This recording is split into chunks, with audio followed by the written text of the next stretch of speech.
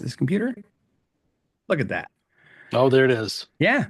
So, hey everyone, you're joining me and John here from Throwback Pickups. John Gundry is the owner and designer. I guess I'll call you that, right? That makes sense. That's Yes, we make repros, but yeah. yeah, I design and uh, figure out the specs for every model and And can uh, and work out all the details for that. and today, what I'm excited about, we're just gonna have fun and talk. But what's great is, um, very rarely do I get to have a podcast with someone who's does something that I think is so unique. Like I'm going to be chatty for 1 second. I like the idea that, okay, guitar is a nerd culture, right? And then you could subculture the nerd cultures, right? Like a guitar player who likes a double neck guitar, that's a very specific, like Oh, I yes. like guitar, but I like guitar with two necks, right? So when you think of the cultures, the different cultures of the nerd culture, there becomes uh there becomes these outliers, which is what throwback is, where it's a niche for a very specific group of musicians who are looking for a very specific thing. And the reason I'm saying that, I'm setting this up so you know, John, because I know you well, John, but I know the audience is not going to all know you as well, especially newcomers to the guitar world.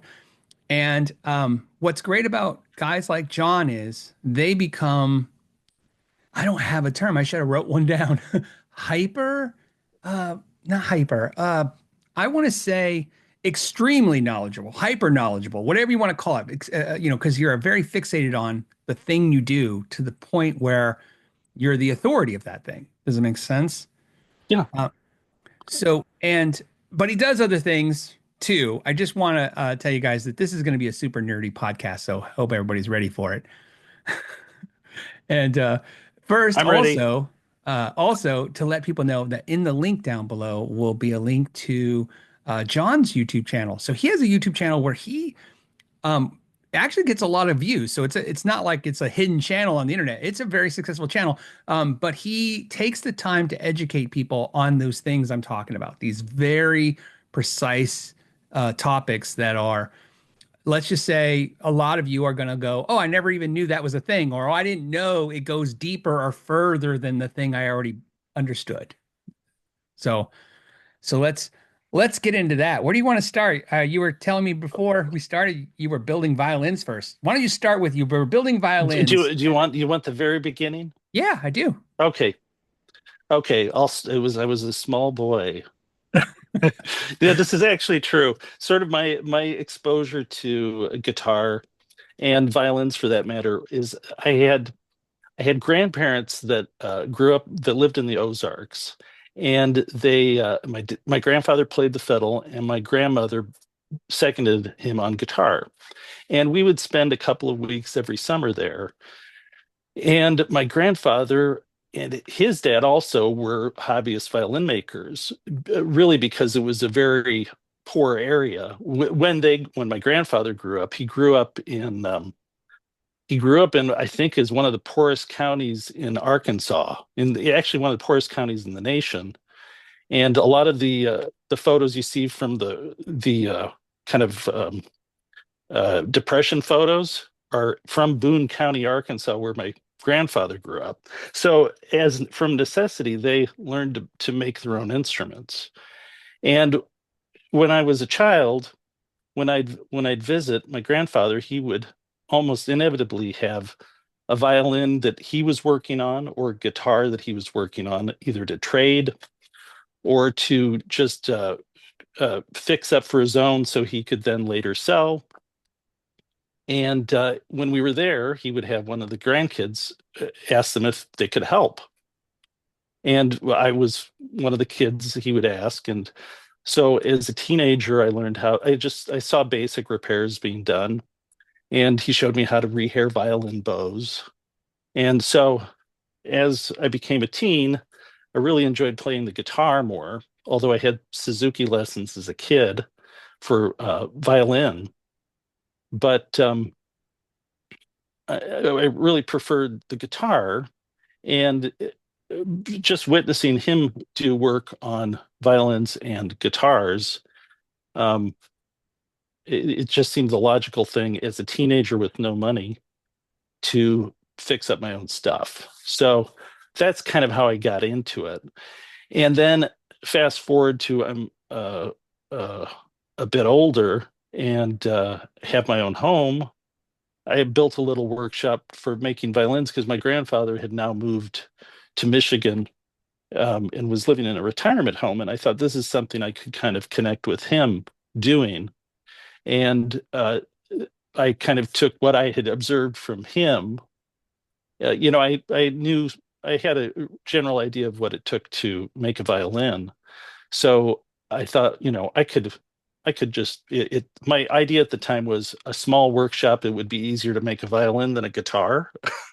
But so I had a small space, and I kind of concentrated on uh, kind of making a hobby out of violin making. And that's when the geeky details ensued, because violin is a whole other category of geeky details.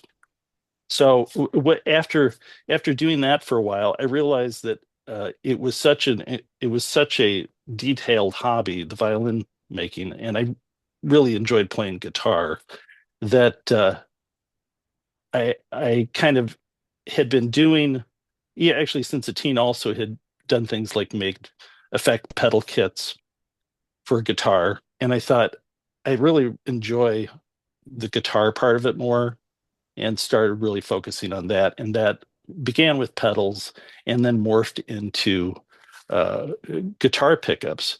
But the interesting kind of connection with violin is the level of geeky details that go into violin making. Um, it seemed like that I could apply that sort of level of focus and detail into pickup making, and which is what I kind of how I approach making pickups with throwback. So That's the long answer. no, no, that was actually that was really it may actually better to understand this because you know, so would you say was the pickup so obviously you set out you're set out to do think about this is why I'm asking this you set out to do make violins right even as a hobby that's something you physically like I'm doing this and then Yeah, you're like yeah. I'm gonna do oh Go ahead. oh and then you're gonna do pedals so my question is was pickups like a oh I'm gonna start figuring out pickups or did something happen like my first pickup I ever wound like I didn't one day go, one day I want to wind a pickup. I Yeah. just got put in a situation one day where I'm like, the person who was winding pickups for my shop wasn't available. I'm like, oh, I guess I have two choices. Let this guy wait a Yeah. month or figure it out. So did you have a situation like that where it got thrust upon you or did you just set out Well, for it? so again, it is I really started more with the guitar stuff. So like the first guitar I refretted, I was 15. But and I realized though with the violin part of it that that kind of the key to making a really good violin in sort of a Cremonese tradition is a lot about the process and the tools used to do it. So when I kind of, I mean, my interest had always been guitar, and like everybody, I think that kind of and now that gets into this sort of thing. Um, at the time, there was a pickup makers forum, and the lore was at the time that P.A.Fs were all hand wound, and I knew that wasn't true. And so I kind of thought, like, it must, there's obviously this variation. They're very obviously very, very sought after, but there's also this variation in what they sound like. And it has to be a result of the materials and the process of making them. And I kind of broke down that kind of like that idea that I already knew to be false that I was reading on forums was kind of the thing that got me interested in breaking down exactly what went into that a PAF pickup, and how I that could be broken down into its component pieces and duplicated. And that seemed like a fun challenge to me at the time, and along the lines of all of the details that go into making a violin. So, because I mean, with a violin, it's like things are measured in tenths of millimeters, and you can actually get to the point where you can feel it. And I thought, you know, it's I'm sure if I'm used to that level of detail with this, that I can apply it towards a pickup, I can see if that. that makes sense. Yeah, it does. And I believe, like, what I think when I think of you and and Throwback, but specifically you, I think you're as much a historian as a pickup maker. Because I think actually, let me like, I don't think that's still not enough credit for you. I think you're a historian. I think you're an investigator. Right. I mean, Yeah, because the thing that most guitar players to this day don't understand, especially since great my argument has been for years, is that's the great thing about Wikipedia. Whoever, the companies that now own these companies get to say what the history was. But the yeah, reality is, my favorite thing to always point out is, you know, Leo Fender didn't serial number guitars at first. He didn't think there was a reason to care. And Marshall was putting transformers in amps as fast as they can get them delivered and didn't really think about, you know, which transformer in 30 years is going to be the more sought after version, of an amp. And so essentially what they left throughout the years, plus not only the changing of hands of management and ownership, they've left this what you've done, which is you have to go figure out their own history because yeah, they've pretty much lost it. And I'm not picking on any one company. It's tons of companies. Very few companies know their history from start to finish or had one owner start to finish, much less that. yeah. Well, I probably ought to too say my history and like what allowed me to do this kind of to humor myself with the kind of detail I wanted to is at the time my real business my business was I was a commercial photographer but for 20 years, and I still work out of the space that I had my commercial photography business out of, but the nature my clients too, for years, I did all of the photography for Bissell vacuum cleaners, which is in town here. And I did photography for Kawasaki's industrial motors, which is in town here for some reason. And but the nature of a photography of that kind of business is there's a couple of weeks of very concentrated work, and then there's a week or two with either prospecting or waiting for the next job. So I would fill these gaps in with things that I knew could make me money, and that became guitar related items. First, starting with effect pedals, and then with pickups. But it allowed the my desire to have kind of this higher level of detail. I could humor because I had another business to finance it, and over time, the pickup business just became the business. The photography business, I could actually, after, oh, I don't know, 10, 12 years, you could see the writing on the wall with it because when I started, every photograph I took for a place like Bissell was done with 4x5 view camera film, transparency film. So it was still a very old school process. And even another one of my clients was Amway here in town, and they still used 8x10 sheet film. And by the time I was, oh, I don't know, maybe 12 years into it, they started saying, hey, we're going to start doing, digital. And I thought, okay, well, I'll get a digital camera. And then at some point they said, we've started doing image captures from video. And I thought, oh, this is going to change entirely. And I don't know if I really want to focus on the photography. So at that time, I was already had a business doing throwback pickups. But I thought, I'm just going to focus on what's fun to me. And eventually, what kind of foresaw as the future for photography, um, I was like, yeah, I think I'd rather just do the pickups, and it just eventually became that. What What's interesting Oh, when I first learned about you guys, I learned about you, funny enough. I'm not going to say just because I can't say a competitor. I just want to say another type of pickup maker out there. And one thing the audience is going to learn if they don't know, if you don't know Throwback and you haven't looked up on their website while you're listening or watching to this, their pickups are very expensive. We would say, much higher than what we call like the industry standard for pickups.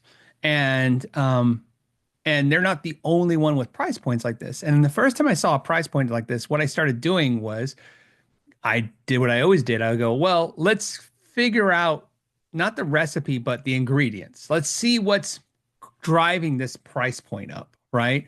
And then inevitably, no matter what in the guitar industry, it's a pretty easy industry to figure out. The price point's driven up by the same things that do everything in the world, but it's labor costs and availability, right? Materials, there's these driving marketing costs, you know, how many artists you have to pay to hold your stuff, which is the Rent, marketing cost. rent. Rent, yeah, yeah, it's all these things, and I just wasn't feeling like, and from what I could learn from that company, I was like, I wasn't getting there. Does it make sense? I was like, because I know what you can just make a pickup for, right? That doesn't mean the same, but I mean, I have friends like that do it by scale, huge numbers. And of course, hobbyists like me, we're doing it out of our house and stuff. I know what it costs to do a kit, buy a kit, build a kit, or buy parts in a smaller volume of kits, right? Yeah. And I don't know why. I think it was some kind of Google search or something, and then Throwback comes in, right? As a, as a like I said, a like type product. And then when I go on your website, the amount of information that you're giving, it made my head hurt at first. Like it was just a lot. I had to take it in pieces. That's why it was nice that you had videos. I was like, Yeah. because Well, yeah. some of this stuff, I mean, really, a lot of these things started by necessity because when I first started making pickups, it was a hodgepodge. There was no one source that you could get the bobbins, uh, base plates for, let's just for instance, a, humbucker. There was no place if you wanted an accurate PAF spec. There was no one who did a dead on accurate PAF spec part set that you could buy. The very first ones I did, um, I had to use a, bobbins from all parts and base plates from all parts, but then I had to adapt a StewMac keeper bar to work with it, and then I had to source screws from someplace else and magnets, of course, from somewhere else. So and then the strange thing about it is the all parts bobbins didn't really fit the all parts base plates well. And so at some point, I realized if I'm going to get the specs I want, but also have a well assembled pickup, I have to start getting the parts made. There wasn't any Mojo Tone making parts at the time for them. So I think the only other person that I know that was doing butyrate bobbins, I think was Bare Knuckle, and he had at the time I think was well Seymour Duncan also, but like the dimensions of a PAF pickup, and he was using at the time a, a mold that he had purchased from someone else, but I thought if I want the right specs, I've got to have them made. So I got a plastic molder here locally to do the bobbins. Uh, and I'm in Grand Rapids, Michigan. So some of the shops that used to do for things for Gibson are still around here in West Michigan. So I found the place that used to make base plates for Gibson when they were in Kalamazoo, and they didn't want to take that job on, but they directed me to another place that could. So eventually, I got all of this stuff sourced in the Midwest, and kind of the last piece of it was the magnets. Well, And hold on. I want to pause you real quick okay, because we might lose people. So let's start with, okay, because I'm going to tell you right now, because there's some guys right now just loving this and eating this up what you're saying, but there's some that are just like now you're, you know. So let's just talk about the butyrate. Because you Yeah. said that. So explain what that is and why that's relevant to the bobbin in any way. If you could just Okay. catch people up Well, that. yeah. So, well, it's called the bobbin plastic material is called CAB, which is an acronym for cellulose acetate butyrate. It's just the mix of the plastic, and it is in fact the plastic that is peculiar to PAF pickup bobbins. And the now it would be some sort of polycarbonate for a mass-produced pickup. But cellulose acetate butyrate is what they use. So this is one of these specs of a vintage PAF that is a signature of them. It has a weird smell. It does. I don't claim there to be any difference in how it makes the pickup sound, but it's one of these things that is associated with the construction of it. And there is one thing that I think may make a difference is that since it's a different material and a PAF pickup is unpotted, not wax potted, uh, the every component has a mechanical resonance.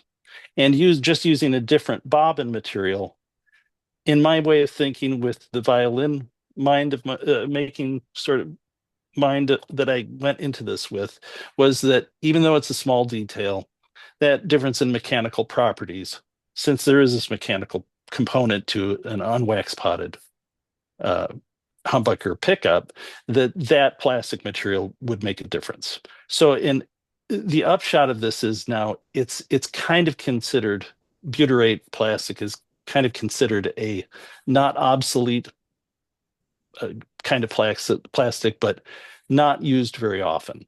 So in order for me to get the parts made, I have to buy 600 pounds of it at a time. But that's what and again, it started with me having another business where I could like entertain these ideas that would just be like a non-starter for any other small guy. Now you have those made here in the States? I have them made at I have a plastic molder in Mendon, Michigan, which is just south of Kalamazoo. I'm about an hour north of Kalamazoo. And yeah, he's a very good plastic molder and he made I actually gave him some old PAF bobbins, and he could tell just by looking at it what the mold was like. In fact, he explained the numbers that are inside the bobbin.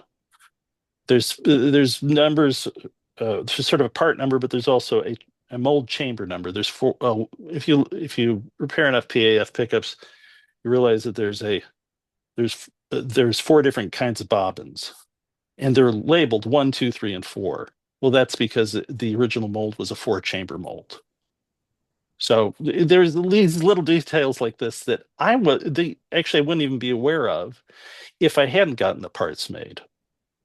You know, Right. so there's a practical standpoint to a lot of these things that are evident to the plastic molder, but as the pickup aficionado, you might not know, but just the process of getting all these parts made educated me as to what went into making them, but also it kind of revealed little different parts of the process industrially, I guess, of Sure. Gibson when they had these made. And a few of these things have a little bit of impact, I think, on the finished pickup. And if you get all of those done, I think you can have a more accurate reproduction, which is why I think it's been a real advantage for us having our own parts. Right. Well, what's interesting is, I like just I love it that you're just like, I don't know if the plastic has a tone in it. It's funny because Yeah, I always think of the internet and how they were going to react to anything. But on the note that's interesting to me is one of the things I learned from you, actually, one of your videos a while back was you were talking about, and I don't want to get ahead, but this kind of goes to what you're saying, is that the nickel covers originally were much flatter, on the yeah, top. And what was interesting is, and this is what's cool, is when I was watching you explain why that's important because of the air gap that can get in there. Well, that's why guys like me usually use double stick tape in there, right? We're gonna try yeah, to, I'm gonna try to like kind of just smush it in there. And sometimes, Yeah. depending on where I have to get, especially during COVID, where I have to get covers from, right? Because it's like I said, if you can get them from Mojo, it's great. But then when they don't have them, you're like, where can I get some covers? Some of them can get really bubbly, right? And so I would have to go and go to the Ace Hardware and get double stick foam tape so that I Oh had, my, so yeah. because the gap was going to be even, I knew the gap was getting even bigger. And what's funny to me is why this matters. What you're saying is not only that was, your information is really important. It's also, doesn't it kind of tell you that they had put thought into everything a little bit? I mean, obviously they must have thought about Yeah. these things, why they were doing them. And there's a reason why they're doing, and a reason why now manufacturers decided some of those things don't matter. They can work around that. Like me, foam tape. That's how I'm going to work around it. Yeah. Yeah, I think from a practical standpoint, it's they must have had some knowledge that if it's flatter, it's less likely to feedback. One interesting thing about the covers is I believe there were two manufacturers for them, but I know one was in Grand Rapids and it was a place called Johnson Metal. I know that because one of the buffers we use, his dad used to do all the buffing for Gibson, and he said that's where the parts came from. So this all these weird details just being around here that I've kind of stumbled across. But yeah, I'm sure a lot of these things, a lot of these details, there was thought into it, and I think that the two, my feeling is that initially the thought was what will satisfy our customers and what will allow us to make something that gets us what we want tonally, sonically out of it. And then I think, like any manufacturer, a lot of these details got tweaked to be more efficient. And so by the time you get to a T-top, there's a fair amount of difference in the construction and materials that go into it. But I think really the focus on of a lot of that was efficiency in with an eye on keeping the costs down, which is normal for a large company. Because what kind of what I think about too, I've thought about how do I articulate this to people that a place like Gibson, they're making everything at scale, large scale. And there's things that it does not make. So initially, they might have had a process for a P.A.F that worked for them, but as a year, two, three goes on, they're going to just automatically get machines that work faster, change processes that will speed up the labor time that goes into it. But what I can do is I can focus on doing details at a scale that isn't realistic for someone who's doing production at scale. And that's part of why we have to charge more, is because we're doing things that really take more time and also require a variety of parts that and also a spec of parts that I don't think fits very easily with this production at scale model. Well, you guys prove my, I don't know if it's a theory, it's just a thing I like to say all the time, all the time, is that, I believe not in every case, not everything is so like a broad stroke, but a lot of cases in the music industry, a lot of things that were made way back then can be made now if you truly want them. And sometimes that gets confused. It happens with the internet. People think I don't like vintage guitars or something. It's like, it's not that. I'm just saying, if you're coveting this guitar that costs more than of a sports car, right? There are things that people like you can do to recreate pretty much a lot of what they were doing back then. Because to your point, like, look, you had to have your own molds done. You had to have your own screws done, right? I don't know, and I've asked, by the way, I ask anybody I can, as far as I can tell, and I don't mean to take this away from anybody out there. So anyone out there, that if you're a pickup builder and you want to put comments in this later and say, no, I do, I haven't found anybody who's buying USA made magnets. I Um, I, I know Tom Holmes used to. He may still.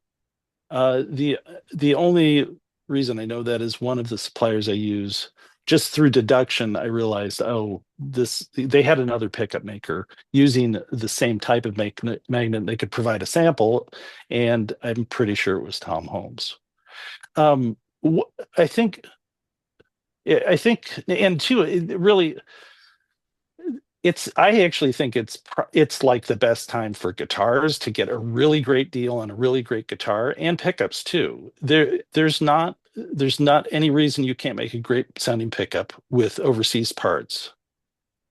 It's just it's there's a difference between, I know what the difference is in what we make, as far as what that difference is, let's just say with magnets. And if it's an important difference to people who are looking for that spec, I want to provide it, but I also want to be very upfront about, what it takes for us to do that, which is why we do videos and try to explain as much of that as possible, because it is a lot of money, and but I want people to know what they're getting, you know. Well, think about this. I have a couple of takes on that because, when it comes to your pickups and not so much cost or price, that's not really the factor. I mean, I would argue, because I'm going to, I could argue that I could take a really nice Epiphone guitar, even though it's got polyurethane and it's not the same. And I could throw a set of throwback pickups in them that are vintage spec, vintage correct to the point of the details you talked about. And I could argue, and I'm not, it's not so much, it's just more for the fun of it. I could argue that that would be more accurate than if I took a really nice, maybe not even so much vintage Les Paul, but let's just say a high-end custom shop Les Paul and throw in some lesser expensive pickups. You see what I'm saying? Yeah, yeah, especially when you consider, strings, pickups, electronics.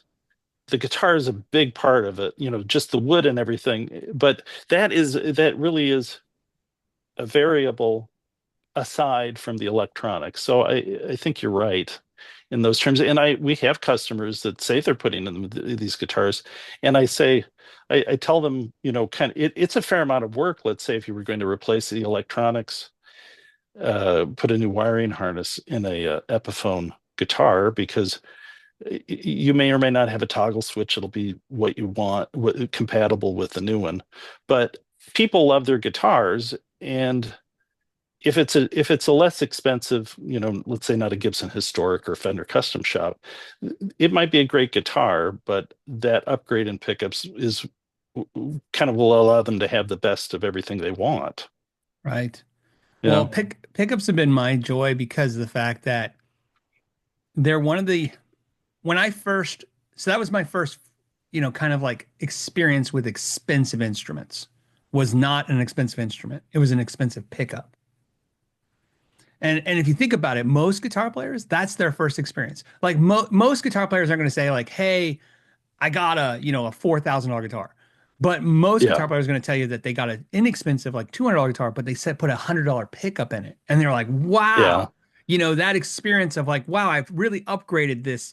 I liken it to like, my friends in high school back in the day when they would soup up the engines in their cars, right? I'm going to make the Yeah. engine better in the car, and therefore the car will do something that it didn't do before. And pickups to me, what I loved about pickups when I first started like paying attention to them a long time ago was relatively, even though yours are, more on the expensive side for sure, relatively, yeah, if you look at a little piece of plastic and like this big and go, wow, that's a lot of money. But I mean, relatively speaking, if you walk in a music store and look at prices of things, the pickups are not hugely expensive comparatively. But what's great is they don't go bad. I mean, you got to really want to kill a pickup to kill a pickup. Well, Um, except I'm going to do a video about this. We're getting, last year I got a fair amount of double white pickups, vintage ones that are going bad. Leaving the pickup uncovered, especially a P.A.F, is not a good idea. But go on with what you were saying. I'll well, give you more. so here's what I would attribute that to. Yeah, They're not wax potted. that's one important And so detail. the wire, which is a human hair, right? So the Yeah, wire is so thin And I mean, that's one of the things I like about wax potting and pickup. It's not even I don't play loud arenas. So like when people are like, my pickups are squealing, I'm like, I'm not standing in front of a Marshall. Like a pickup squealing is not something I truly experience on my day-to-day playing experience.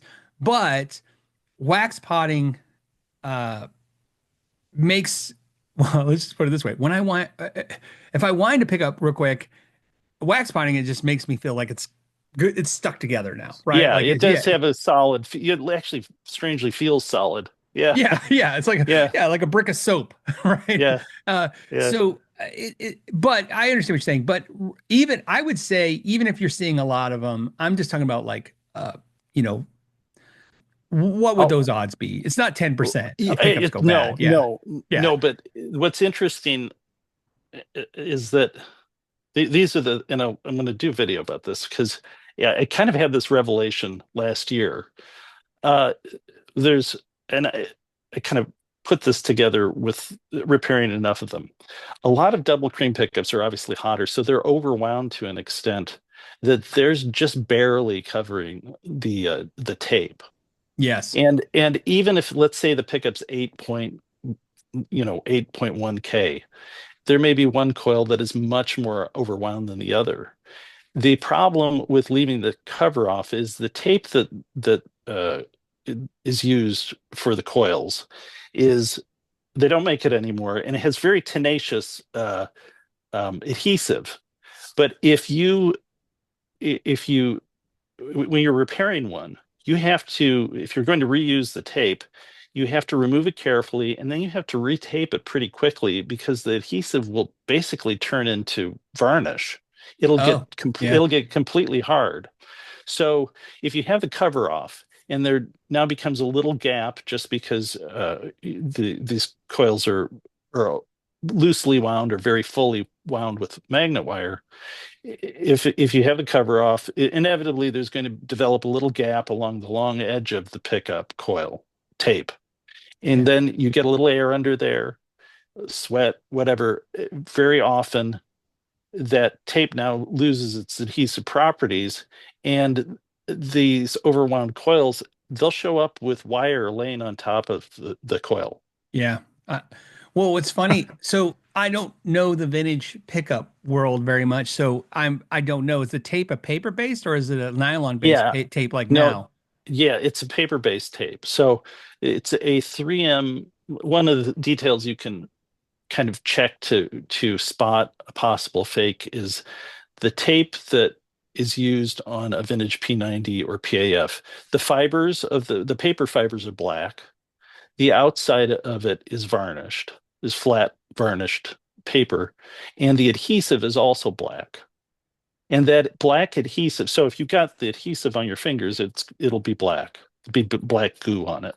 So if you have a pickup that you think might be vintage and it doesn't have that type of tape on it, then it's either been rewound or it's entirely a fake. But that black adhesive, when it's exposed to air, I assume this is just really a fact of it having been, the age of the tape.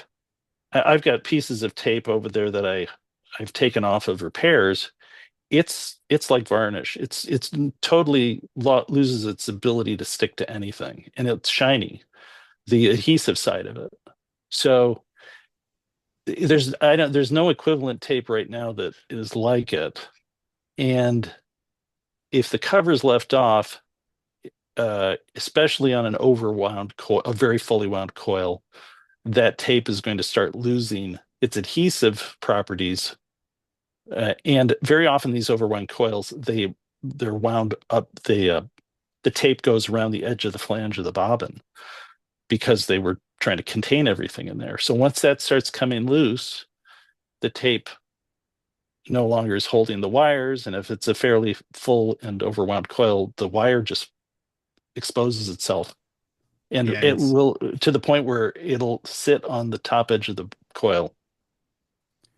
yeah, I'm I not see getting it. like I'm not Oh getting no, no. huge numbers of these, but it's like the ones that come in. This is very common, and it's because people want to see their bobbins, you know. But so the irony of this is the most. desirable collectible pickup is now has this shortened lifespan for the very reason it's very desirable and collectible. The people don't want the cover on. So Yeah, well, that was, we all do what our idols do, and so many of those yeah, idols, especially, in that time were yanking the covers off because the theory was if you yank the cover off, you could get more high frequencies or more, just more. The word is just yeah, more. That's all that matters. Just get more to the amp, and this gave them more to the amp, and then it also made them stand out as looking different, right? Because the pickups look different than all the other, on the wall of the music store Les Pauls and yeah. stuff. The So interesting thing, I actually ran across uh, a video of Jeff Beck playing his Oxblood Les Paul before he took the covers off, Oh, and it actually I think sounds better with the covers on. It's a sweeter sound.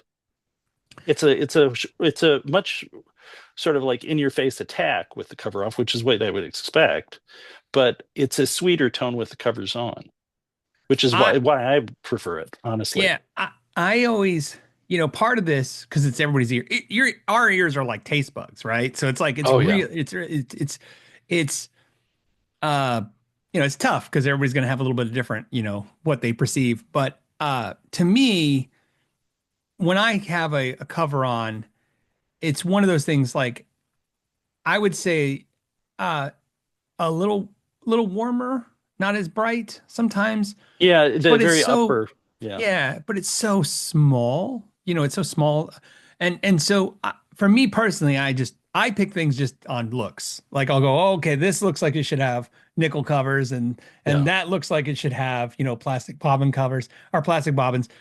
And I don't really because I'll just make the adjustment of the amp, But what's nice is because I have the Somnium guitar where I get to swap pickups all the time, and swapping pickups all the time and in a semi-controlled product, right? Because the guitar is not really the variable now because it's the same every time. Um, what I learned is everything is true. Like if you take a neck pickup out of the guitar and you throw it, and you have just one bridge pickup, it does sustain just a little bit more, right?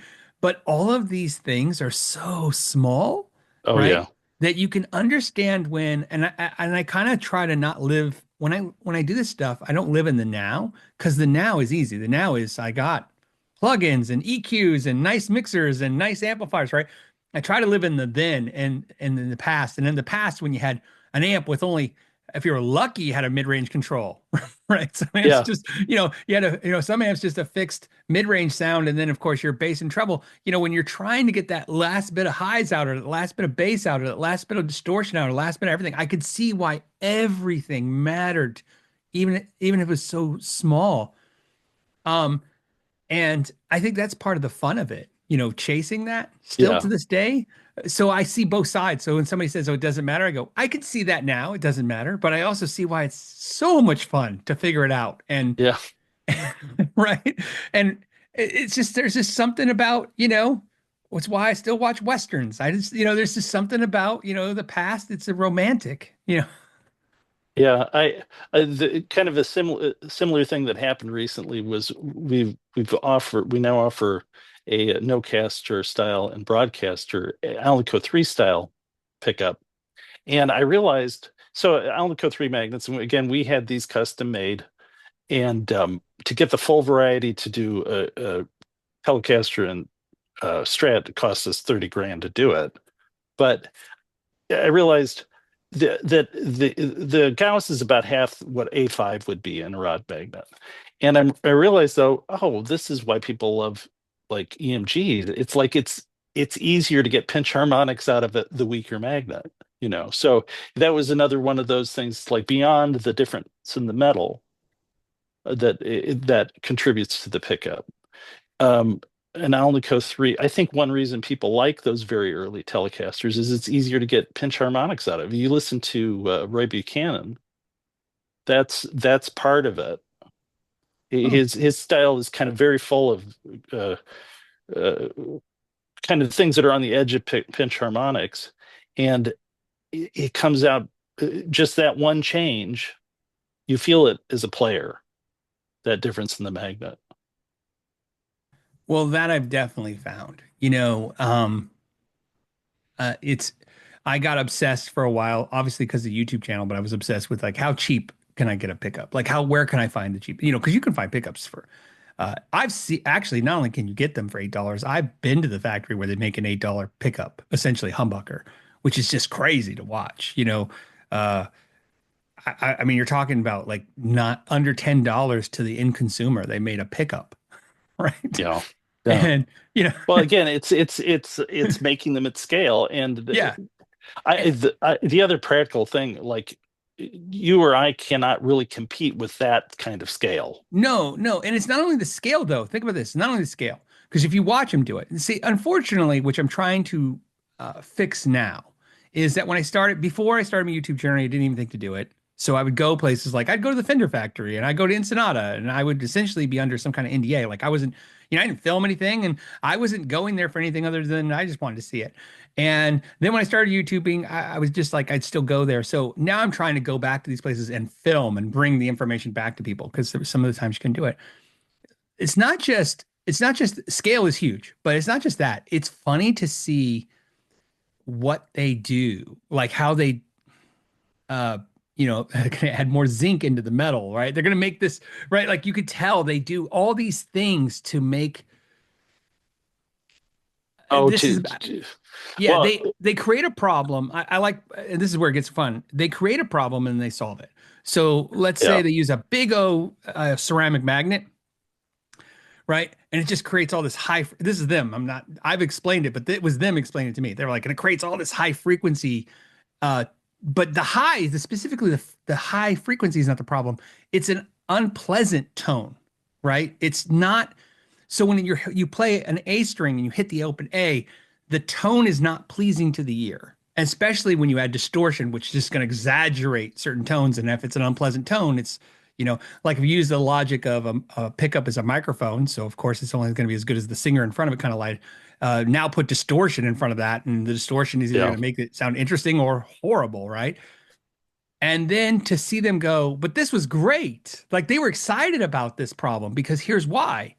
To fix it, they need to dull how much of that magnetic energy gets to the string, right?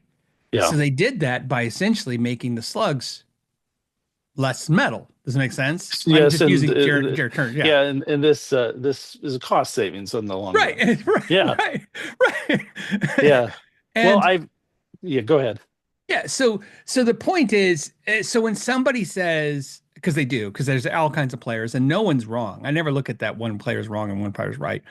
I just look at it like, hey, what fits your needs and what are you looking for? And the real and to me, the only thing I'll never understand to this day is that they don't have an obsession, right? Like if somebody tells me they're obsessed with $99 guitars, I'm like, I totally understand you. Like we're friends, we're kindred. I'm not obsessed with them, but I understand obsession. Okay, Yeah, right? I yeah, just don't understand when people don't understand the obsessive part. But to me, it's like when somebody says, "Hey, this $8 pickup sounds good," I'm like, "It does," because that's the baseline now. The baseline is it functions. yeah. You know, uh, Well, the experience I've had with this was with rod magnets, and I hadn't checked the last time. The last time I bought overseas made magnets was, I think, probably 2008, 2009, and the reason I switched to USA made is that I didn't the consistency of what I was getting from overseas parts was so bad that I was sent two different batches of magnets that wouldn't magnetize. And I thought I can't rely upon that. So I'm going to give USA made magnets a shot, even if they cost more.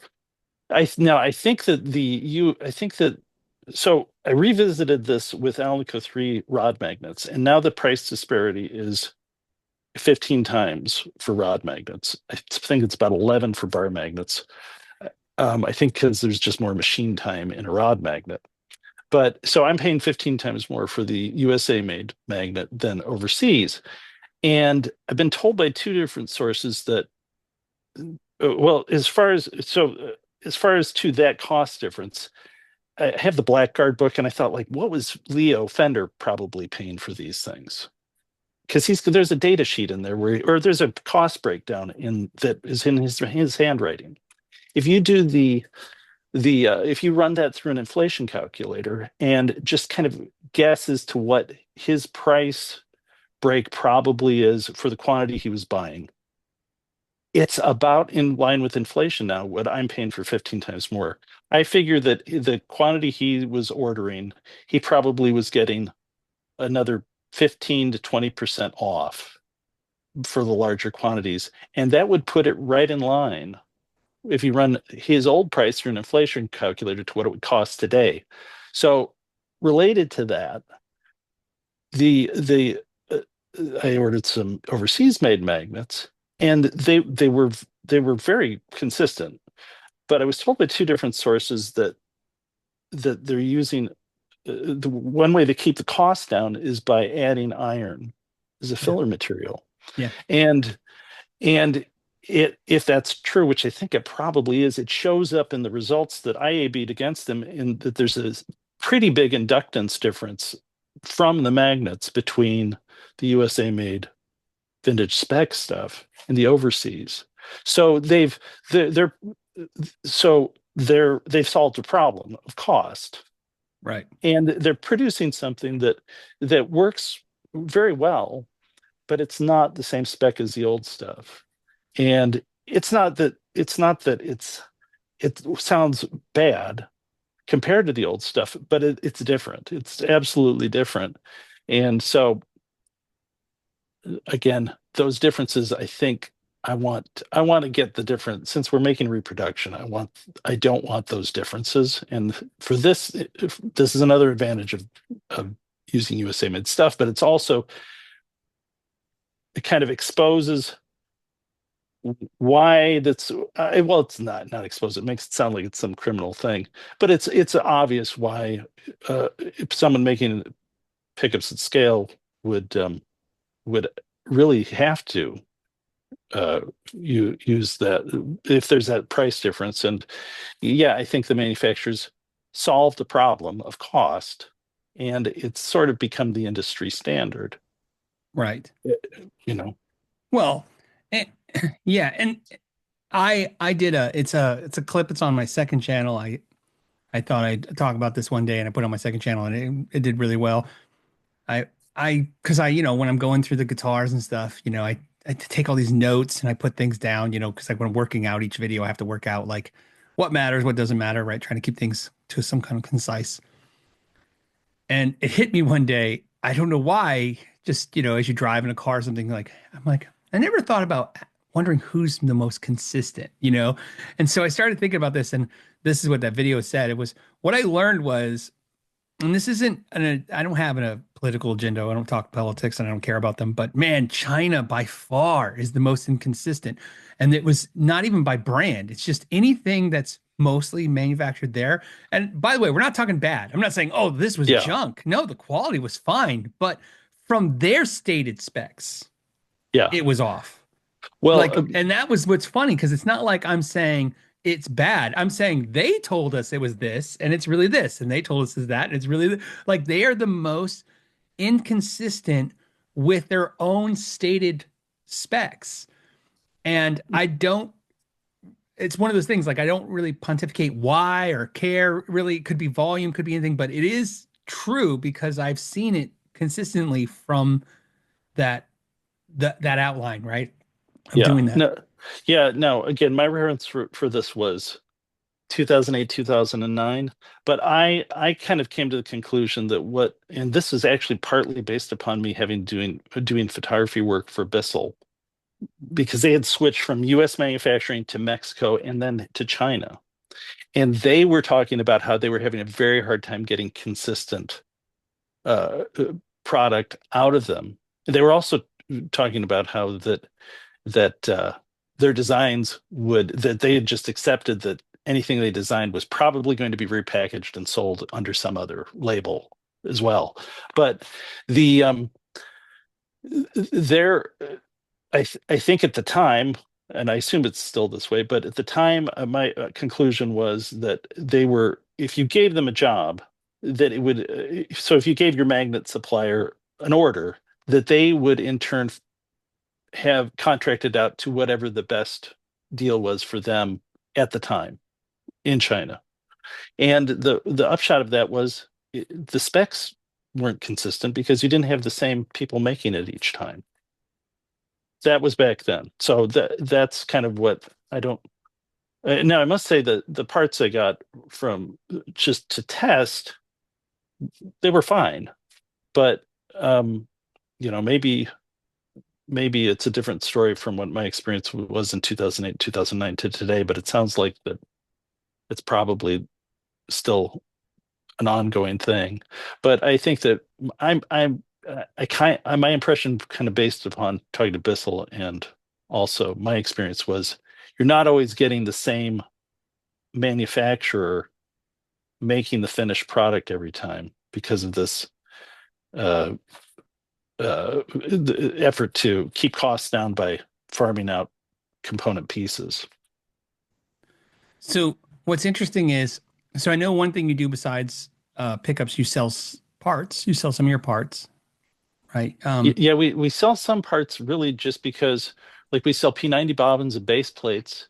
I make those, but I price them high enough just to be available for anybody who's a pickup maker that, let's say, has to restore a P90 and they want the dimensionally correct part. Because I don't know anybody else. At the time, there wasn't anybody else making one that you could buy. Because I was getting requests from pickup makers, hey, can I buy them? And I thought, well, I'll make it easy for people that are in that situation and put them on the website. Covers too. Yeah. Well, what's nice is, like I said, the things that make you unique as a brand is you're very open with not only the information, I mean, you know, uh, but also, where your materials come from, what you're doing. I found over the years that it's very rarely in the middle. Everybody is either super proud, they can't wait to show you how they make something, what they make it out of, or it is, behind the green curtain, it's the Oz. It's the great, Oh, Oz. You're never yeah. going to see. Like, it's a magic. I find it's thrown around a lot. Like, we can't, it's a proprietary secret to know where we get, we don't want you to know our suppliers. We don't want to know anything. And here's what's funny I've learned, and I say this, and this is just my honest opinion. What I've learned is the people who use the best components, the best parts, and which then translates to expensive suppliers, they don't fear telling anybody because I'm not saying, they know it, but they know the other competitors aren't going to use those suppliers. They're not going to use that. They're not going to go down the road you're going because it is super expensive and it puts you in a very unique price bracket, right? Which takes, and this is the important part, and I'll say this just so the audience knows, you have to educate yourself to buy a throwback pickup.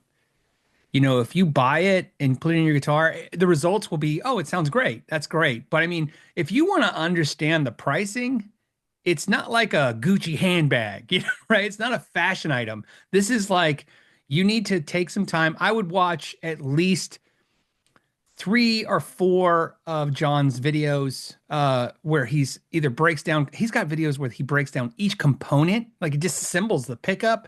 He's got videos where he's essentially giving away what is really probably the hardest thing the $30,000, to buy stuff and 600 pounds of plastic. That's not the hard. The hard is your knowledge, the amount of information you've accumulated and that you actually give that to people. That's giving away a lot of value that people probably should take the opportunity to learn with.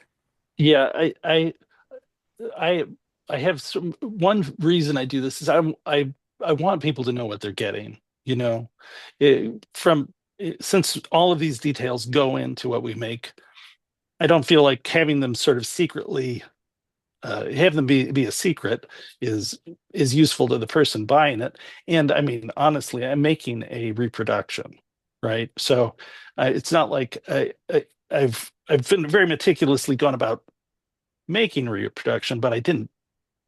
And I'm taking the variables that make the original so variable and controlling them so I can build different pickup models and have something repeatable that I can give to a customer and offer a variety that is not random, like to some extent vintage pickups are. But I want people to know about that. But the other is some of these things, if another pickup maker decides they want to do it, well, then I won't be the only guy buying, USA made magnets, and they'll, you know, maybe they'll have I mean, they like to sell them to me, and it's a big cash outlay for me, but it's not going to hurt me for there to be another magnet maker that is a reliable customer for one of my suppliers. It's the other part of it is there are capabilities that we have that are unique to us. Um, Seymour Duncan does have a lease on a 102 out of the Gibson factory, and Gibson does still use Meteor machines that they owned in Kalamazoo. But we have those machines, and then we have two machine models that no one has. So there, if you combine that, we have a capability to wind a pickup in a way that no one else has. So that's kind of a level of, I don't know. So it's reassuring for me to know that we have this unique capability. And the other part of it is I, I've gone to workshops where people like Bob Taylor spoke. There's a Luther school in Big Rapids run by, oh, forgot his name now. But they have a workshop every couple of 2-3 years, and Bob Taylor came in, and he shared everything in that talk. And I think people that are really secure about what they're producing, and also have something important to share, they don't necessarily want to hide it. It's not it's a fairly big hold on here. Oh, I lost you.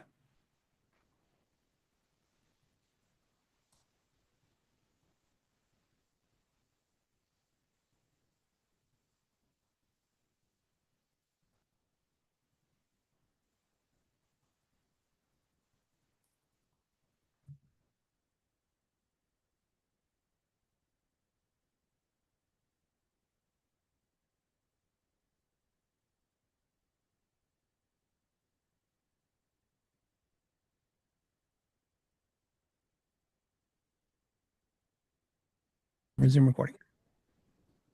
There you go. Okay. Okay, I think I know where I was with this, Phil. Okay. So my experience with this is that it doesn't really hurt to share information if you've got good information to share. But the irony of it is very often good information advice gets completely ignored, is in my experience with it. So it's like, well, I could help someone else, and what's that hurt? And if people get to decide whether or not the information's useful. But strangely, I think often if your kind of worry is the competitors, you might be helping out a competitor. I think very often people are very so set in what their routine is that it's very hard to get them to change anyway. So anyway, that's been my experience with sharing information. I think it really helps the customer out. I do want people to know what we make, and the other part of it is it's not a real big universe for pickup makers. And if there's something that a competitor finds helpful and that they might might want to reciprocate to me when I have some need, that's I think how a competitive business should work. So that's been my theory with it. There are a few things that that maybe have an expense involved or a very specific spec that, like, I'm not going to let someone come in here with dial caliper and calipers to recreate a handmade machine that I got from the old Gibson factory. But um, that's pretty specific capability that I don't want to share. It's Well, not quite.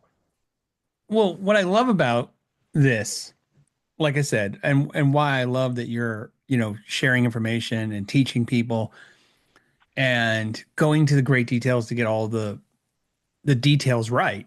Going through the details to get the details right. Let's say it that way. um, you know, I I have found that just in the short, just a 10-year snapshot, just take the last 10 years. It's always been this way, but it's like a lot of things, it's speeding up. What's speeding up is this idea that you can create a narrative of silliness. Here's what I mean by that. So more and more companies, they're and I'm not picking on pickup manufacturers. I'm picking on guitar manufacturers, just manufacturers in general. One of the things that became hard for me is a YouTube channel, which translates to the consumer. This is the problem, right? Is that when I get a product, the whole concept of a review is a silly idea, right? Like I'm going to look at a thing and then tell you my Yeah. opinion of it, and like who the hell cares, right? But here's what's important though, and I've used this as a perfect example that I love is that I get this product and it's 90% ad copy. It's jumbled jargon that doesn't translate to anything other than the key phrase, right? It's Yeah. almost like I said, it's like I love this analogy. I use it so much. It's like saying that Coca-Cola is gluten-free. It's just like it's so stupid to say it, right? Like, but I could see where if I was a Coca or a soda influencer, Coca-Cola, like, don't forget to mention and we make it gluten-free. And you're like, okay, that is just senseless nonsense to what this product is. And what's funny about manufacturers is more and more, instead of a piece of information that can be communicated clearly, it's a slogan or a jargon or, a new made up phrase. It's almost like they learn that like gluten free. People like gluten free. So we need to come up with a phrase that doesn't mean gluten free, but it doesn't not mean gluten free. You see what I'm saying? Yeah. And pickups for some reason, I think it's because one, it's a sealed, encapsulated thing that most people aren't going to look at, and also something most people don't understand to any degree, right? I mean, like that's why I said we got to watch it when we do podcasts like this with guys like you because I gotta. That's why I want to keep the audience with you throughout the show because your knowledge and then the average guitar player's knowledge is, I mean, they're vastly different in what they're looking at and paying attention. Um, I mean, you have companies out there, and I wish I could exaggerate stupidity like this. They're like the color of the pickup is where the tone's at. I mean, literally, like these, they become they be, and Yeah. here's what's coincidental about that. I find more and more the things that don't cost money to the companies now all of a sudden are very valuable, and things that cost money to companies, well, that didn't really matter actually if you think about Yes. because because yeah, that makes sense. I mean, I've actually worked with my fair doing photography. I've worked with my fair share of marketing and advertising people, and there's definitely that part of it. it. Yes. Um, in fact, I had one guy who did marketing who literally told me that he was did advertising and marketing, so he therefore lied for a living. Yeah, I mean, he just flat out said that. I know that's sort of the stereotype, but he said that as a joke, but kind of like I think that's how he felt about it. I mean, and so I mean, you have to make it compelling to people, right? But I kind of feel like, well, for me, the most compelling about thing, I found it compelling to try to duplicate these things. So, and again, I could humor my want to do it because I had another business. So cost wasn't. I didn't have the cost constraints on just the logic of doing it that someone else who was just doing that didn't have some other source of income would have. But my feeling has been if well I can't be the only one that likes this, right? If there's other people like me that uh, are going to that these details will appeal to, so I should really let people know about them, and that's advertising, but I'm advertising in a way to really show. I'm not trying to make a fantasy around it. Right. I'm I'm I'm I'm offering what we do, you know. That's I'm sorry, I didn't mean to interrupt you, but Oh so you no, know, that's fine. that is what you just said is the my takeaway from Throwback from day one, which is no fantasy, no magic, no hey, you know, and I like for some reason I've decided I like the word romance better than magic now because I think romance is like a more passionate thing, right? Because I think of a romance is I understand, you know, to love something, you know, just because you love it. But what's funny to me is um obviously people covet the original pickups that are in these original guitars. There's no question of that. It's not just rock stars, it's everybody. It's like half the industry is built on replicating a thing from the past. Yeah. And what I find funny is then you have someone like you who's like, okay, I'm gonna super nerd that. You know, I'm gonna replicate it. Like I said, one of the craziest things you've done actually makes me kind of chuckle when I look at everything you've done. You had the screws made. Like Yes. and you understand, you may not understand this, or maybe you do. No one would know. No, no, no, no. I've got four variations of screws, and I actually ordered some more, and they're fine. And I'm probably going to, probably going to. I found another screw manufacturer that I think I may prefer, and it's not what I ordered is problematic. I like for myself. I think I could improve upon it. So, I I'm actually right now in the process of getting no. So I'll have six varieties. So um actually when you talk about sort of I have a theory as to why this stuff appeals to me. And two, I think this applies towards vintage guitars or just older stuff in general. I think like when if I don't have like an outrageously expensive uh collection, but I've got older. I've since I'm 57 and I was interested in this in 15, and I think pretty quickly I too, since I had a grandfather that traded stuff. Like my first recollection of seeing an electric guitar was an ES 330 that he had, and I was very young, and he didn't play electric guitar, but he thought, oh, this would be a good thing to trade, and it came across. But I think that for me there is I associate that well, I have an association with my grandparents with these instruments because I have this reference.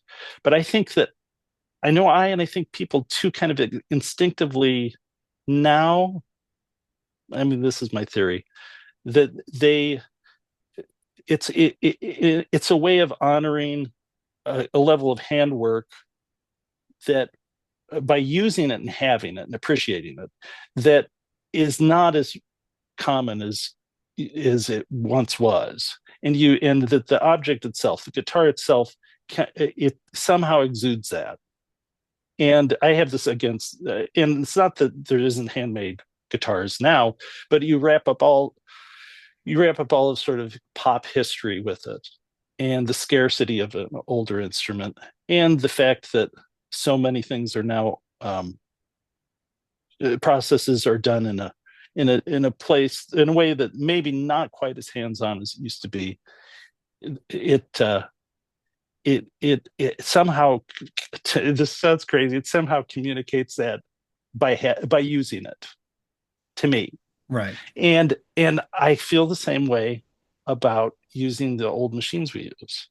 I feel like keeping them running, using them the way they were set up to do. It's a way of it's in a way it's a way of honoring people that had to feed their families using these things. It might not have been you know, I it might not have been what they would have chose to do on a sunny day, but the motivation for doing it, I have to assume, was out of basically a love for what at least the results would bring to them, and that using it, keeping them running, is a somehow way of honoring. In using them for what we make is a way of honoring people that used them in the past. This may be way overthinking this. This is really No, because I thought about this. It's like, why am I attracted to this sort of detail and trying to recreate something? And why do people like it? I think that's part of it. I think it's really part of it. And in doing it too, not only is let's say a vintage guitar or P.A.F pickups, not as there only is there scarcity built into it because of its age, and that there were only so many made then, but the way of making them is more and more scarce. In the with these older methods and just amount of handwork. And the other thing I thought about too is doing photography for 20 years. Before Photoshop was like the thing that every photo got processed through. So a good part of taking a photograph was making sure it was flawless on film before you took the picture. So I think I trained myself visually over years to spot stuff. Anyway, that's maybe way too much info, but Well, no, you know what's great about that is what you're saying is why, over the years of me doing what I've done, I start, you can almost see how I move, if you're that in tune with it. And here's why. And again, I always just talk about our industry, the guitar industry, because it's what I care about. Everybody thinks like every decision is like, oh, we're just going to stop doing this and transfer the factory overseas, or this is just, and what I've learned is it's just micro adjustments constantly. It's like, oh, now we're going to have the tuners made over here. Now we're going to yeah, have this. And I told everybody, I go, if not only do when I tour factories and shops, I go back and tour them again and go back. And every time you go back, you start seeing a pattern. And the pattern is like this area over here where they used to machine something. It's not that now they have that done, maybe like you at a machine shop down the road, which is fine, right? Why not? yeah, And then slowly that machine shop gets moved from down the street to, 3,000 miles away. And yeah, then, and then, and then the area that I go back next time and I go, oh, this is where you make that. And they go, no, no, that's where we stack the import guitars.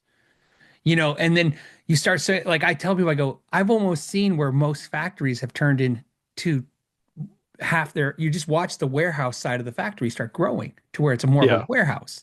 yeah.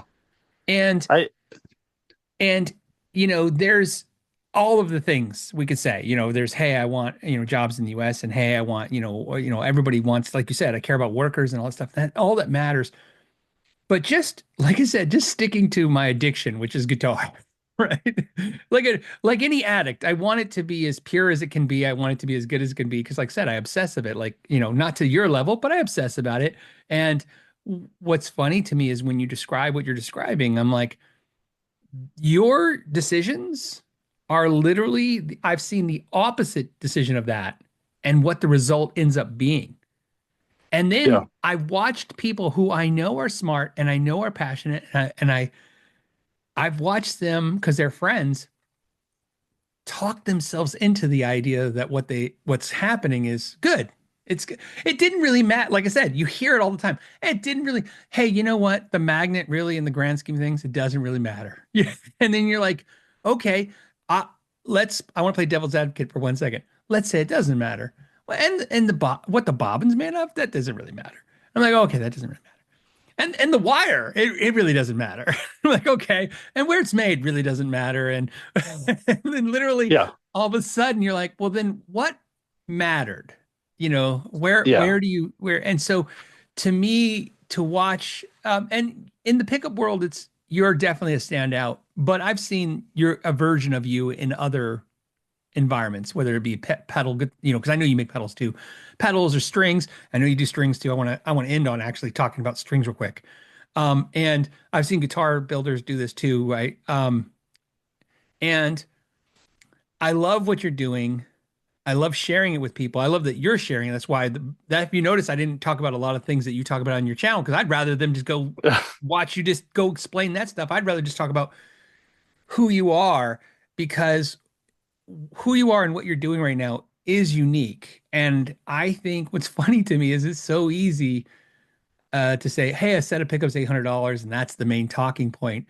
And what I love about what you guys do is uh, never once have I heard you, and so I'm curious what you say now. Never once have I heard you say, "Oh no, a $200 pickup is, oh, there's no, that's not, no question, that's no good. This is where it starts getting good." No, no. In fact, I think I said it earlier. I think in if like if what matters is getting a great sounding pickup, these things don't matter because you definitely can get a great sounding pickup for way less money. And you know, but we're making something that fits in a very specific frame, and I've made that choice that if I'm going to do that, I'm going to do the best I can as far as detail and what it sounds like. The I mean, I do actually. We There is a throwback of sorts band, and we do gig. We're not terribly good, but over the summer we'll play restaurants and outside and stuff. And I've actually thought I'll do a video with some clips over the years of us playing. But I use these at gig volume. I know for myself what I like, and I think I've got a good idea of what other musicians would like. So it's not just an arbitrary set of stuff that I've decided to make super accurate. There's thought into it beyond that from a musical standpoint. But it's in terms of like, do you have to get this pickup to get a great sounding pickup? No, I don't make that claim. But I do make the claim that for this category, I think we do this in a way that's unmatched. That's my goal, and I feel confident in saying that. Um, so that's not a slam on anybody else. I just think it's just Yeah. I that's been my approach to doing it. And I think I've successfully done it. Yeah, And I believe you have too. And that's my observation as someone who's seen a lot of pickup manufacturers and how they make pickups. It's, I mean, you know, it's funny. And then definitely got to go to strings because I want to finish on strings. It's funny is one thing I've thought about is, at your price point, at your standards for what you're doing, it can never be scaled up. It's just never. I I mean, know, no, yeah. And yeah, I really did think about this. Like, it's a yeah, I'm doing details at scale. Other people are making product at scale, and I would I think it's not. I don't think it's a realistic choice for a scale production anymore. And by the way, also, it's not that we don't do things like if I that are efficient. Just as an example, uh, when we assembled the pickups, I had 3D fixtures made up to just speed the assembly of a humbucker. There's so I can hold the parts, and the because it's like there's no virtue in doing it inefficiently, right? It's all hand work. But if we can make a jig or a fixture that will make it so we can make it more precisely and more consistently, I'm all for that. And then I can use that uh, efficiency savings on the parts. But I forgot where I was going with that. But no, we're talking about the scalable feature. yeah, Yeah. the scalable things. So the things that I can scale without, well, I guess that's not scale, but the things I can make efficient without compromising what we're doing. In fact, if it just makes it so we can make it more consistently, I'm all for. But there's choices that make total sense uh, for us charging the price point we do that would be impossible at a lower price point. It's just true. Yeah. And it would be I imagine in my head that conversation at a big guitar manufacturer, and it just like it almost ending before it gets started when someone says what the price difference is Oh for yeah. just the materials. Oh yeah. I mean, come on, Leo Yeah. Fender, who I think like you, I really love the Leo Fender story. This everything about it, right? But I mean, I always laugh. Don't you laugh when you think about like, hey, let's like I think he was actually, and I'm probably going to misquote it, so please everybody give me some sympathy on this. I think he said something like, if there was a part that cost 2 cents less, use that.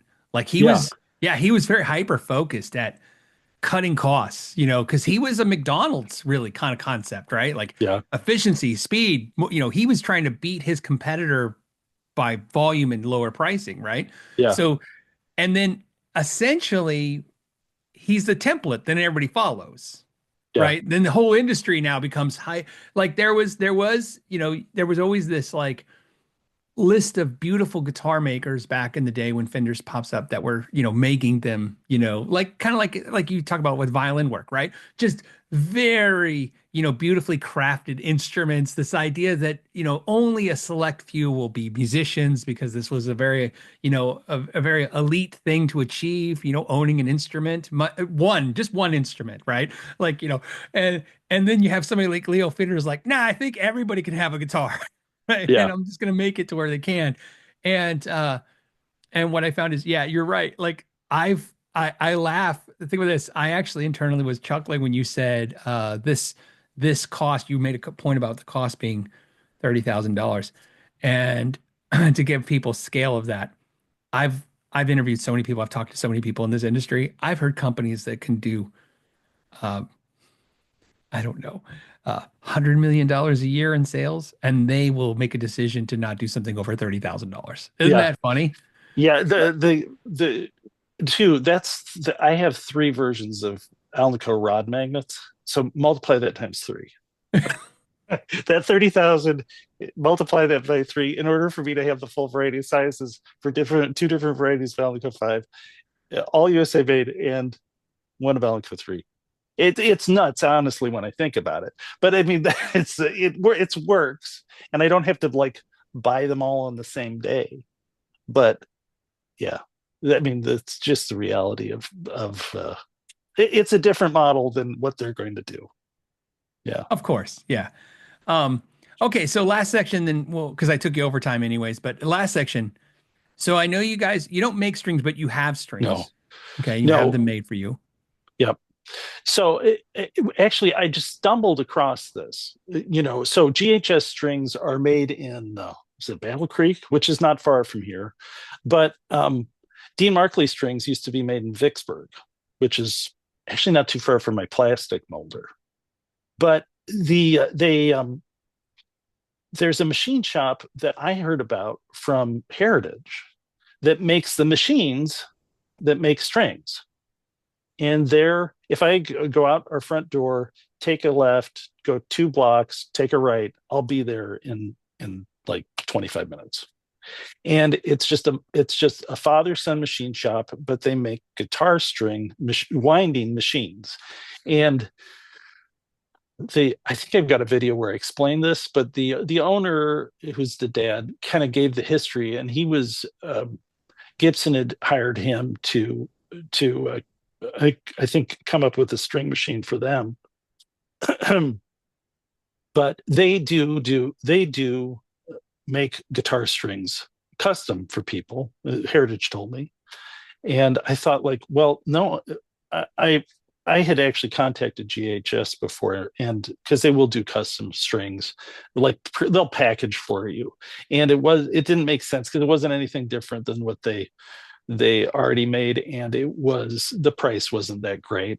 So I wanted to do something unique. So I went to the guys that make our strings, and I said, "Can you? I'd like to make a pure nickel round core electric guitar string." And they initially refused because in their mind this is a flaw because Right. everything now is hex core, but most everybody.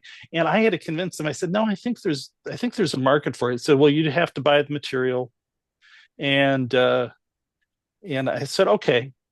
And the upshot of it is the pure nickel round core machine pure nickel round core strings are our biggest seller. So, and then pure nickel hex core. But it's another sort of example of sort of an old manufacturing process that is now, I guess, in their mind, it's obsolete, right? Because Right. the hex core solves a problem. And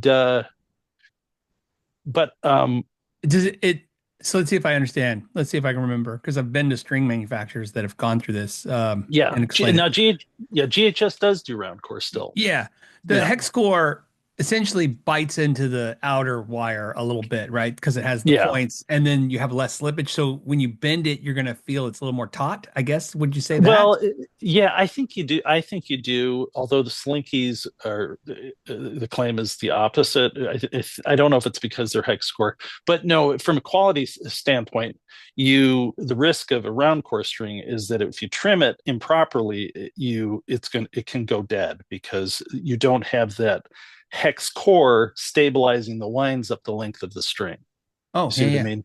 yeah. So to make them, there's an extra step to make a round core string is they have to take the core wire and then they put a flat at the end of it, and that flat, so they run it through a machine to squish the core wire so that the end of the wrap wire can bite into that stabilizes the whole thing. But when you cut it off, that stabilization of that end piece that's been flattened goes away. So you have to the the solution for this is you have to bend the wire. I've done a video on this. So you bend the wire, you trim it at a little bit of an angle, and you don't have the problem of the string going dead. But in the string industry, this was a repeat problem because Right. if it's not trimmed properly, um, you have complaints. Yeah, people think So I'm crazy whenever I talk about restringing a guitar when they have a problem. I'm like, well, restring your guitar again. And then yeah, and then it's I think they look at me like an IT guy telling them to reboot their computer, like I'm being lazy. And I'm like, no, look, improper string installment is yeah, a thing. It happens all the time.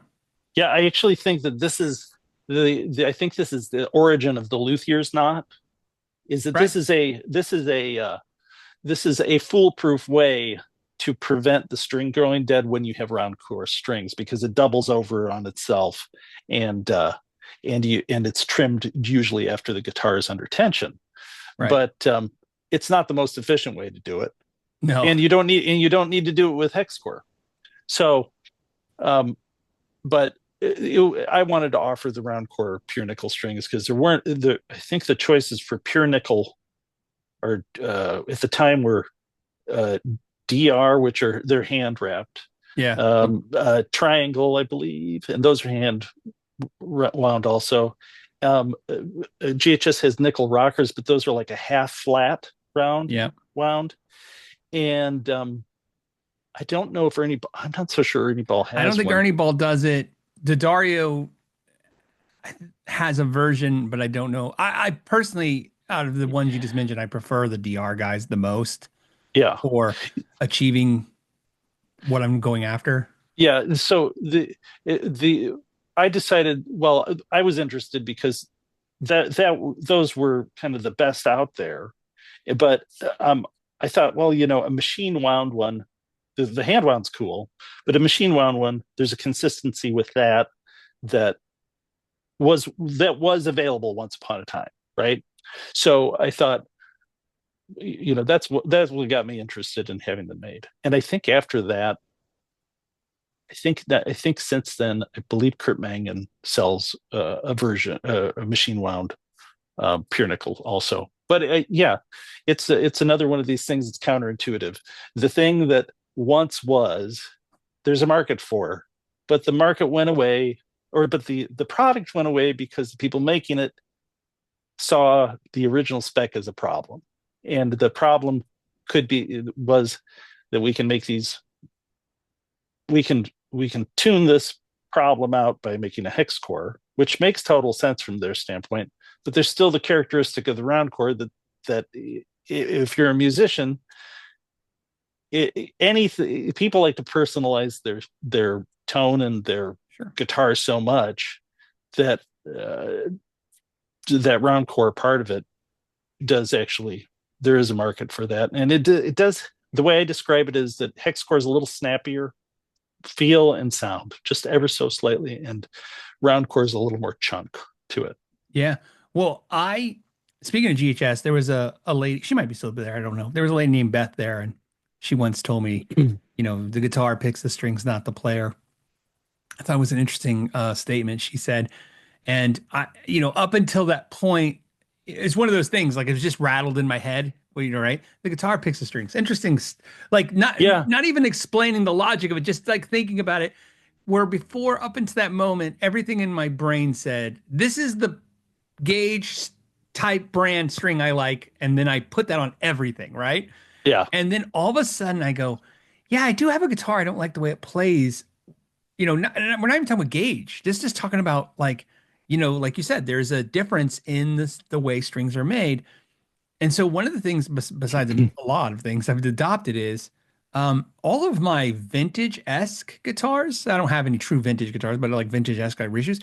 I was like, yeah, why don't I throw nickels on them and see what happens? I mean, that's what they were designed with, right? yeah, And if the pickups are replicating, or the pickups are trying to be a replica of an original pickup, and the guitars are right, like why not put an original string? And one thing I know about guitar players that I just absolutely adore the hell out of, which is the fact that for $1, they'll just not do something, right? Like if a pack of strings is $1 more, like that's just they're not going to do that. And I always laugh going, but they will literally change everything. They'll spend $1,000 to accomplish a task that maybe $1 would have done. You're like one yeah, dollar more, right?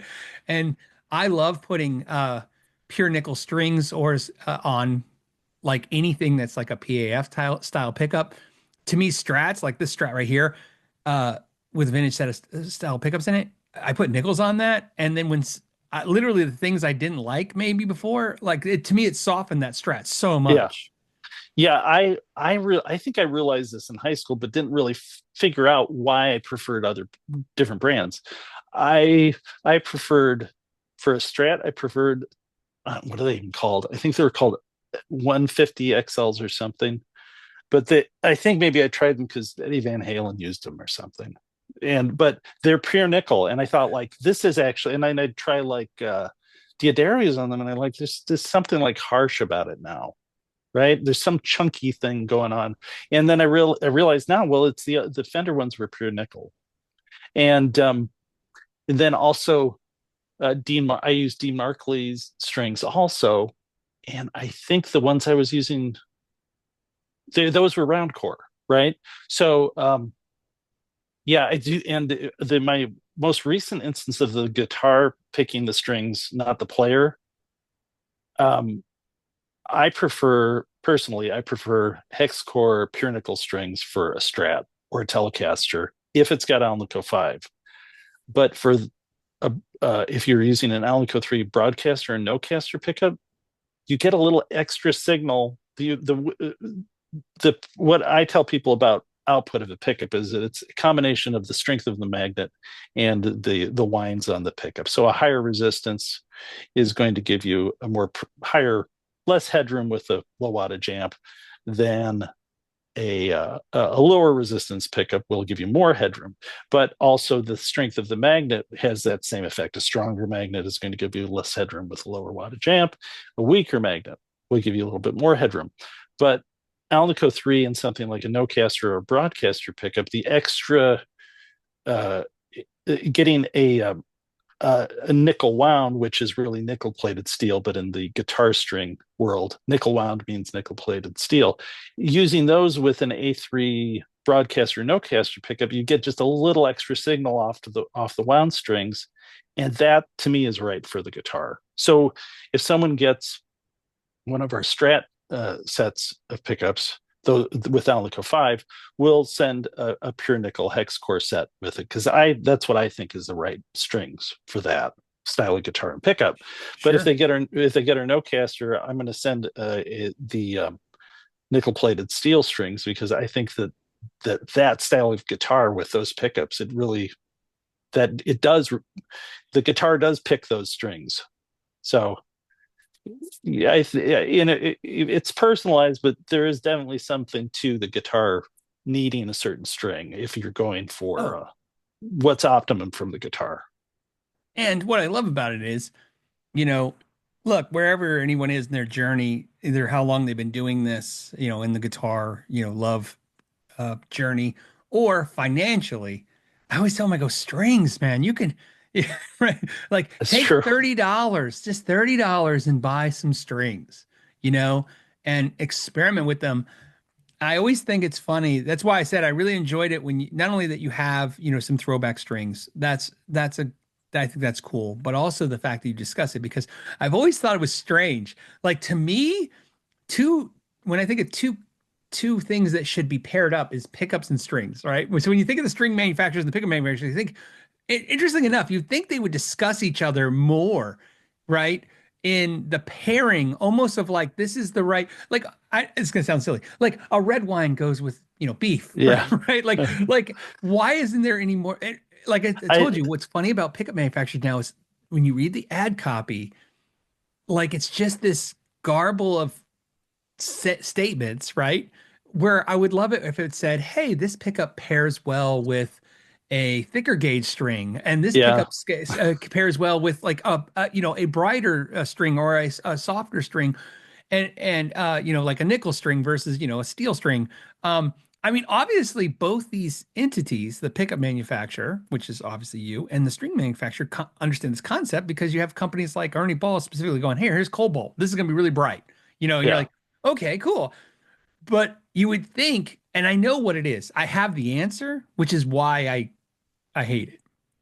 The answer is they're never going to say ever something is not good for something because Yeah. then that right they want the idea that this is good for everything. Yes. It's like it's why you don't sell it's someone told me it's the same reason you don't sell vegetable wash in the vegetable section because it implies that the produce you're buying is dirty.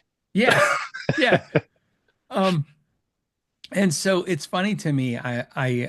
So like I said, that's why I want to talk about not only your strings but also your thoughts on that because you had actually good insight.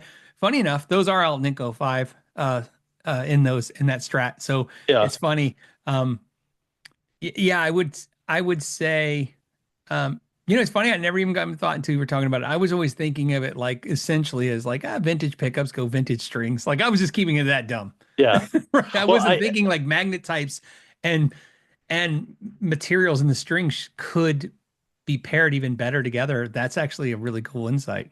I've got another like sort of theory is that the reason the frets are so tiny on like a vintage Les Paul, like a 52 Les Paul, I've got a couple of guitars that have the tiny frets. And if you play them with like lights, you're like, I can't stand this. But if you put mediums on them, you're like, oh, I think I get it. It actually plays easily. My fingers aren't scraped. The extra thickness of the string. So I had a guitar. Well, I have a refinished Les Paul Special, and I'm like, I don't want to refret it. Like the frets are like new on it, but they're the original frets.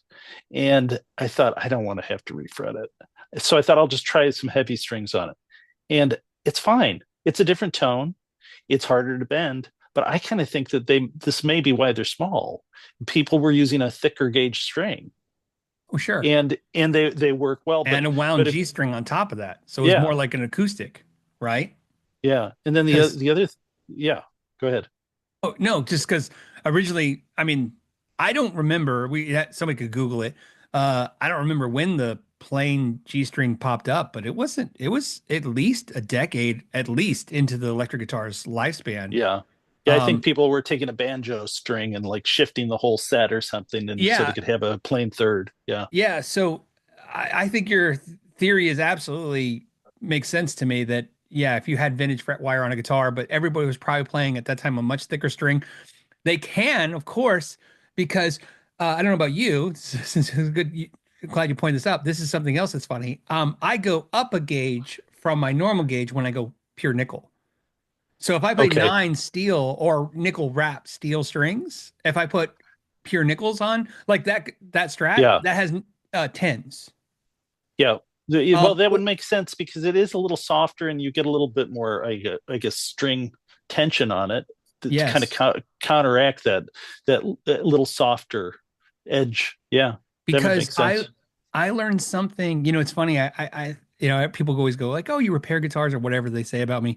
I've learned so much doing YouTube. Like what I've learned in YouTube just collapses or just decimates anything I knew before it. If you film yourself 1,000 times, okay, 1,000 videos, and then put the pressure of putting hundreds of tens of millions of people have seen that, that's a thought that goes to your head like, oh, I mean, I have to deal with the fact that if I review the new Joe Bonamassa pedal, Joe Bonamassa might put a comment, right? It happens, Yeah. right? Yeah. And you're like, and that's a lot of pressure, you're like, so what's funny is here's what I learned. It's very important to me that there's a consistency in the string tension because of my muscle memory. So Yeah. something I never paid attention to, but when you watch and listen, when you hear, not even the watch, when you hear yourself playing back, you're like, wow, I Hmm. bent that sharp. Why did I bend that sharp? And it's because I'm thinking of the guitar I'm playing, but I'm like, oh yeah, that had nines on it. I play tens. So of course, Yeah. muscle memory is just, you're used to like, this is how much strength you push, right? It's kind of like I had this horrible analogy, but I love it. It's kind of like when you think there's one more step and you do that, whoa, right? Because Yeah. you're putting more Yeah. pressure than you should.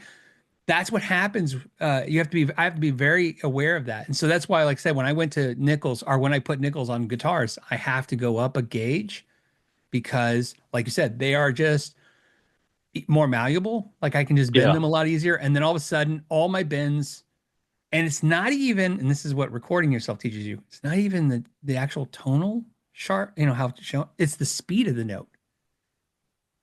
As You far as like how quickly you get a yeah, reaction you from go attack. from yeah, you go from like Yeah. I'm gonna do a stupid thing, okay? Wow to wow. Like it's just Yeah. all of a Oh, sudden I see. you get so even if you are paying Oh, yeah. attention, you bend to pitch so much faster because of that. That's why I use that analogy of you think there's Yeah. one Oh, more yeah. step, or you think there's Yeah. something in this empty box when you pick it up. You have no idea. You're just bending. You're just used to a certain amount of, like I said, the muscle memory, or better, the tendon memory, whatever it is. And I don't think all guitar players understand this, but this is one thing that when I meet or interview like the guitar players that we all idolize, all of a sudden I found myself over the years talking on their level, with them, and you could see them how they interact with me. I feel it when they're Yeah. talking to me. It's like because not because I'm good, but because I've experienced something that very few people experience, which is they're in front of everybody, but more importantly, they've heard themselves recorded so many times that I'm like, yeah, I totally understand what you're saying. Like, why consistency in things have to be a certain Yeah. way? Because you know, so yeah, so that's one thing I learned about different strings too, different materials, different gauges too. Yeah, that really. I bought a guitar that came with flat wounds on it, an ES330, and I thought like, oh, I'm gonna cut these off. And then I played it at band practice. I'm like, wow, no, this is kind of its own cool thing, but it definitely makes you play different. Yeah, So I much like. heavier and yeah. Oh no, I didn't mean to cut you off. I'm sorry. Well, it was heavier. It was heavier and you couldn't bend as well, but you could like make single note accents better or something. There was like you thought like, oh my gosh, it's like I'm like it's like jump blues in the strings. you know, it really changes the feel. Just changing the strings. Yeah. You know what's great is I did a video on flat wound strings and why I think players should Oh, did try. you? Yeah, I Okay, did this I didn't video know that. years ago. I said, hey, buy some flat wounds. Because again, sometimes, again, so it's always funny. We're all guilty of it. Looking at hey, what I really need is a giant Marshall amp, like whatever it is. You need this large expense or this large idea. And I'm like, it could be as simple as a capacitor change or a string change. Like these are Yeah. very inexpensive changes that you can do and, see where that takes you. But what's funny is what I learned when I, just like you, I got a guitar once and it just had flat ones on it. Yeah. And like you, I'm like, oh yeah, this is coming off. But maybe like you, I'm like, I'm gonna play it a little bit because I hate chopping off new string. Like, Yeah. right? I don't want to restring Yeah. and it's an expense. I don't want to.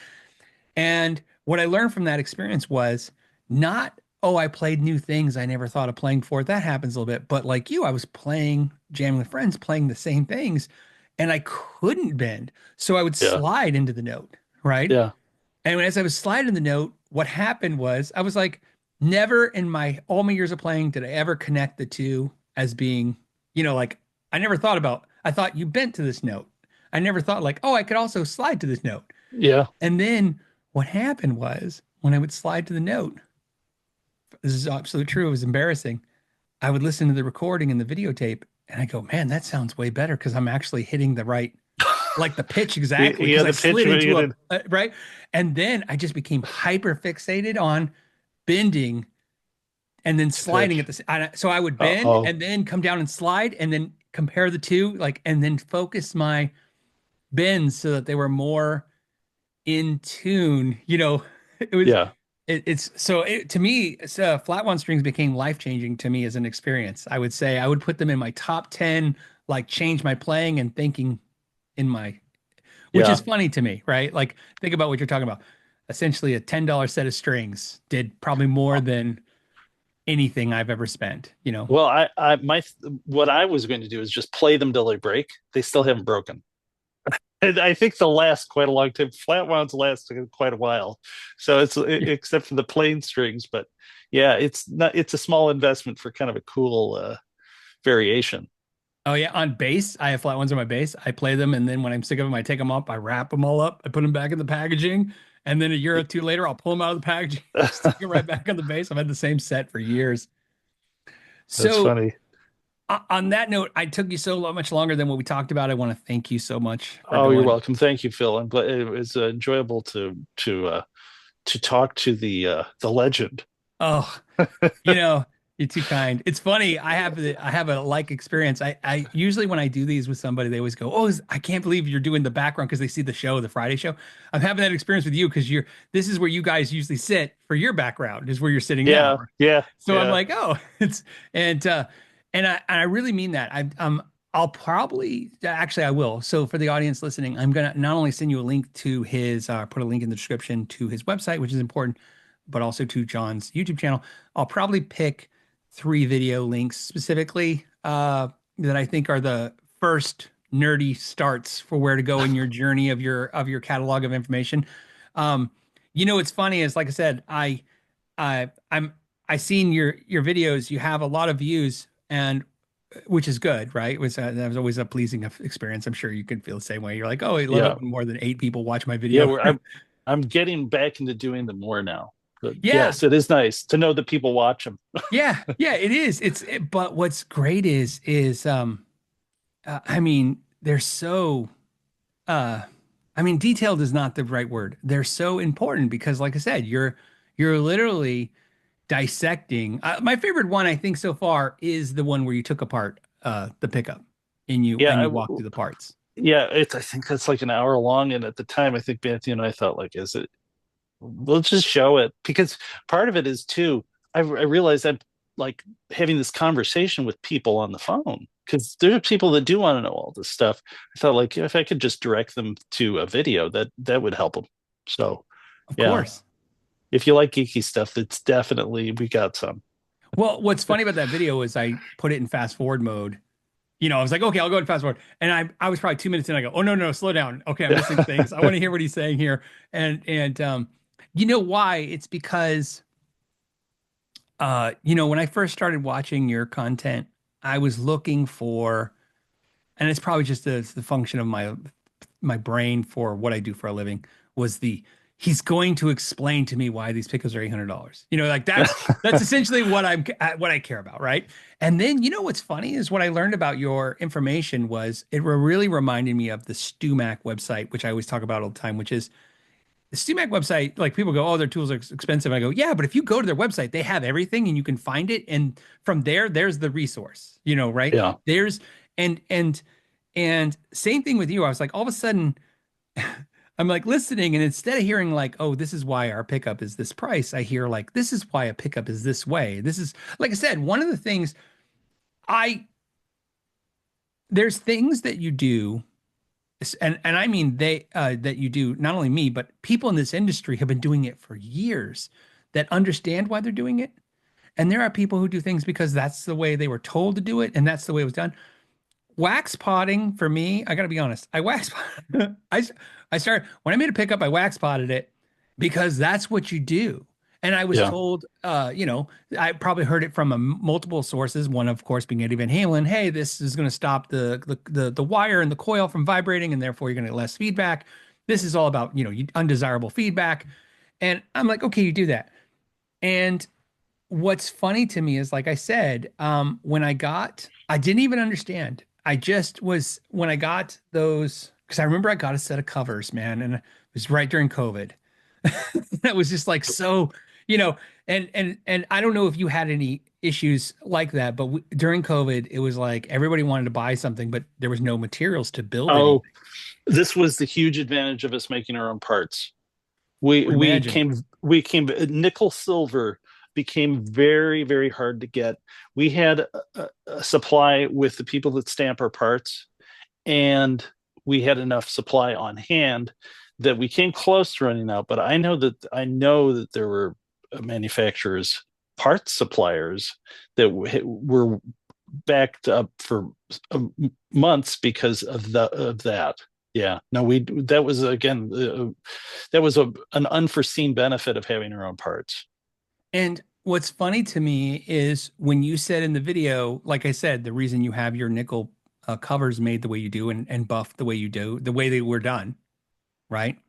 Yeah, yeah, I remember watching that, and instead of thinking like, "Oh, okay, that's an added expense, and that's why this is expensive," I thought, "Oh, what's funny is, is that this is an issue I constantly see with pickup parts. Is these covers are warped, right? yeah, yeah, And I'm talking on the, right. So it's like it's really funny to me how insightful all your information is because not only to explain how you make a pickup, how you make your pickup, but also like you know, this is why this is done. This is why, and Gibson, I definitely will put the video, I'll link it to the video of the one where I loved it when you explained that, yeah, Gibson's still using the same machine, but this is how they went from like 4 pickups to 8 pickups, winding. And to me, I love it because instead of like, this is why they make things crappy now. It was nothing like that. It was just like, here you have because you're a very intelligent person. You understand like the logistics of why they have to do this. It's not like you could say, oh, they can, they're just yeah. need to make a lot of pickups because they sell a lot of guitars. Well, it's really when you consider the quality that they produce at the quantity, it's actually amazing, honestly. I You agree. know, I I don't think there's anything to be ashamed of there at all. But I mean, it's like this is why there is this difference, and part of it was to when by getting our own parts made is that I could actually talk to the guy making it, and there's expertise he has that I don't have, and I think and if I explain to him like why this is important, then that decision makes sense to him, right? So that's why our covers are flat. right. But if you were just shopping around to get this shape, this conversation might not happen if you're getting the parts overseas. I mean, imagine it probably doesn't, you know. So that's another big benefit to, I can talk to the people either on the phone or in person, and a lot of these things that can be problematic outside of the context of a guitar pickup or a guitar, it doesn't make sense to the people making it without the input of me telling them why it matters. Right. And then we'll end on this note, because I always like to ask this about when I do interviews like this. So you make a lot of different products. So Mm-hmm. usually there's an option paralysis that happens to the first time person going to your website. Like you Yeah. make so many things. And um, so obviously I would say just as a starting point, okay, just keep things easy, right? Let's pick I know you do Telecaster, all this stuff, but just let's pick the big three. Those are yeah, I'm sure you know as well as anybody else what everybody generally buys is like then humbuckers. I would say Yeah. humbuckers and Yeah. single coils and P90s, or what would you say in that order? It's humbuckers overwhelmingly, and then P90s and Fender products. But our biggest sellers are really the first four we started with, which was the SLE 101, SLE 101 Plus. Um, Actually, those consistently bigger sellers, but we've introduced other models like the KZ 115, the ESG 102B. Those right now are top four Oh, sellers. But if you're going to our website and you don't know where to start, the SLE 101 and 101 Plus, I think I really designed them to cover the player that prefers the characteristic of an Alnico 2 P.A.F, and then the players that prefer the characteristic of an Alnico 5, but they don't want the the extra boost of an oriented Alnico 5. And that's, I won't go down that road, but that's a whole other conversation. Actually had a conversation with the magnet manufacturer, and the unoriented Alnico 5 detail is something that was in sort of P.A.F lore. Right. As did this happen accidentally or was it on purpose? The first call I made to a magnet manufacturer, they literally asked me when I said I wanted to order Alnico 5, they said, "Do you want it oriented or unoriented?" So I think it was on purpose. That's the short answer, because they still had memory of making them that way. Oh, that's funny. Eh, and then on your single coils on the single coil strat style. Single coils are T59 sets, very popular, and we've just released the Nocaster and Broadcaster, and they've pretty quickly become the most popular for the moment right now. Now we've got a little publicity with it because they're going to be offered in Collings Model 71 Right. T style guitar, but we've had requests for them for quite a while, an Alnico 3 Nocaster and Broadcaster set. So, but the T59 and the Broadcaster and Nocaster sets, very popular. And then the P90s. P90s are 52, 54, and 55, 56 sets. Okay. Those are popular as well. We don't have quite the variety of those, and our special SB set, which is kind of the hottest, that's popular too. They have all three of them sell pretty consistently, same amount. And those you can get, those are ordered quite often by Collings for their guitars as well. The reason I asked this, I learned this from a friend. I don't know if it's true. He just said it and I loved it. He said, if you want to, when you go to an ice cream shop for the first time, try their vanilla. And Oh, he says, if that sucks, then don't ever go back. And yeah. I'm like, and I thought, oh, that's a cool idea, right? Yeah, And so I always now when I talk to somebody that makes a lot of things, I'm like, what's your vanilla? Like what, like this is the thing that, I would I would start with this. I mean, you probably have this experience too. People are so personalized as to what they think the tone is of or that they want, or what the stereotype of what a tone is. Like, so the common one with P.A.F is what sounds like a 59 P.A.F, 59 Les Paul, right? right. Unfortunately, within that framework, there's a variable. There's quite a bit of variable, but with the P90 is people, it's Leslie West, but they think that means you got to have the hottest P.A.F ever or P90 available. And I think honestly, maybe the one at the lower end is really what they're kind of looking for. But so I would say with the P90, the 52, 54, or the 55, 56. I just gave you two choices there, but that's what I would start with. It's Yeah, easy. I tell people that with the P90 in particular, if you want the headroom of a single coil, get the lower resistance 52, 54. If you want more of the squashed characteristic of a P90 that's hotter, get a hotter bridge pickup, like the 55, 56 set. Yeah. I yeah, I appreciate that because like I said, it's always nice to point them in a direction, especially you're the expert and you would you would Yeah. know a good way to start. So Yeah, but I mean, people email us all the time and ask, yeah. and so that they should feel free to do that. And We'll there's try to point them where they need to go. your shop is four people.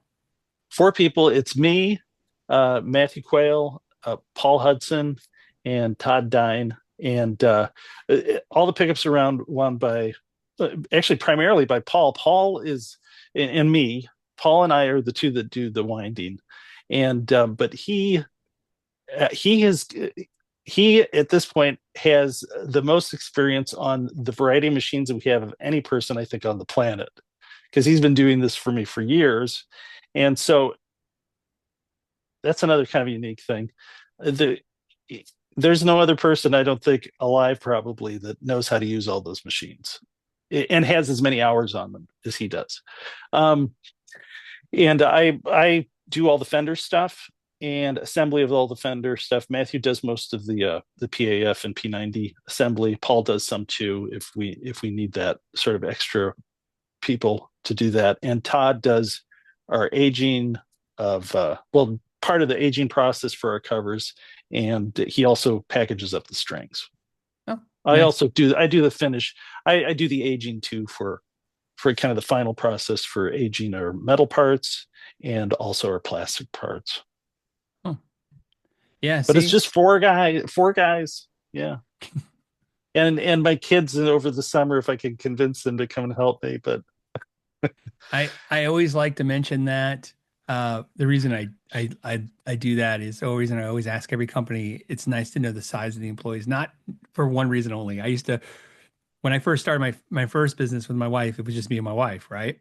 yeah. And one day, my wife got sick. This is just like the flu, right? She got the flu, and I'm running around for a day or two trying doing stuff, and a customer came in, and they were very upset, and they were like, "Hey, I thought it was gonna be done yesterday." I'm like, "Oh, I'm sorry. It's just one more day. I really apologize." And I said, my wife was out sick. And they were like, oh, I don't think I said wife. I just said, oh yeah, Shauna was out sick, or just saying it. And he was very upset. Like that didn't gain any ground with him. Right. Right. And I don't know what made me think of this, but I said, well, 50% of our staff's out today. Like, Yeah. like and I happen to know in this case, I happen to know that he worked at Intel. So down the street, right? So he worked, there's 3,000 people in that building. And I actually said this is true. I go, imagine 1,500 of you didn't show up today. Yeah. Like, I'm like, Yeah. and I'm Yeah. like, and We're there's not not a quite whole lot of redundancy here, is what I'm yeah, saying. we're not quite in that dire straits if someone gets sick, but almost. But we do. People should know too that everything we make is made to order, but it ships in a week, and that's one reason. That's one reason it's not just me. Is that we all, uh, Paul and I, could do all of the jobs here, and Matthew and Todd, they do they're very what they do very well, and it kind of have. But all of us together, we're pretty efficient at making them, but we also can can accommodate the custom specs that you would see on our website. When you go to place your order, so everything is made to order but ships in a week. And the other part of this is since it is going through the hands of several people that know what they're doing, not a slam on anybody else, but we know kind of what the potential problems are. We're almost certainly going to catch it. And I just did a video where when we went to NAM, we heard this from two people that like it was an important thing to them that we're consistently making stuff that is perfect. So Yeah. Yeah, I've heard. So, within the industry, I've heard that you guys are very consistent as well. Um, Obviously, consistent's good. Think about this. I mean, most companies, it's not even that they're consistent. They're extremely inconsistent. I mean, it's all kinds of levels is what I'm trying to say. It's yeah. um it's funny. I once had this see we're gonna get carried away again. I once had this discussion with a larger pickup manufacturer, and it's not a negative thing. It was just they were giving me their variants. I was asking a simple question. Hey, why don't you state this on your website? That was just my answer. Hey, why don't you put this information on the website? I go, well, the variance is, I think they were saying like 3%, 3%. I thought that's what they were saying. And at first I wasn't thinking of it, right? As a big deal. But then I realized longer in the discussion, they were talking about in each direction. Oh yeah. So you get a potential 6% shift away Yes. from the spec. Yeah.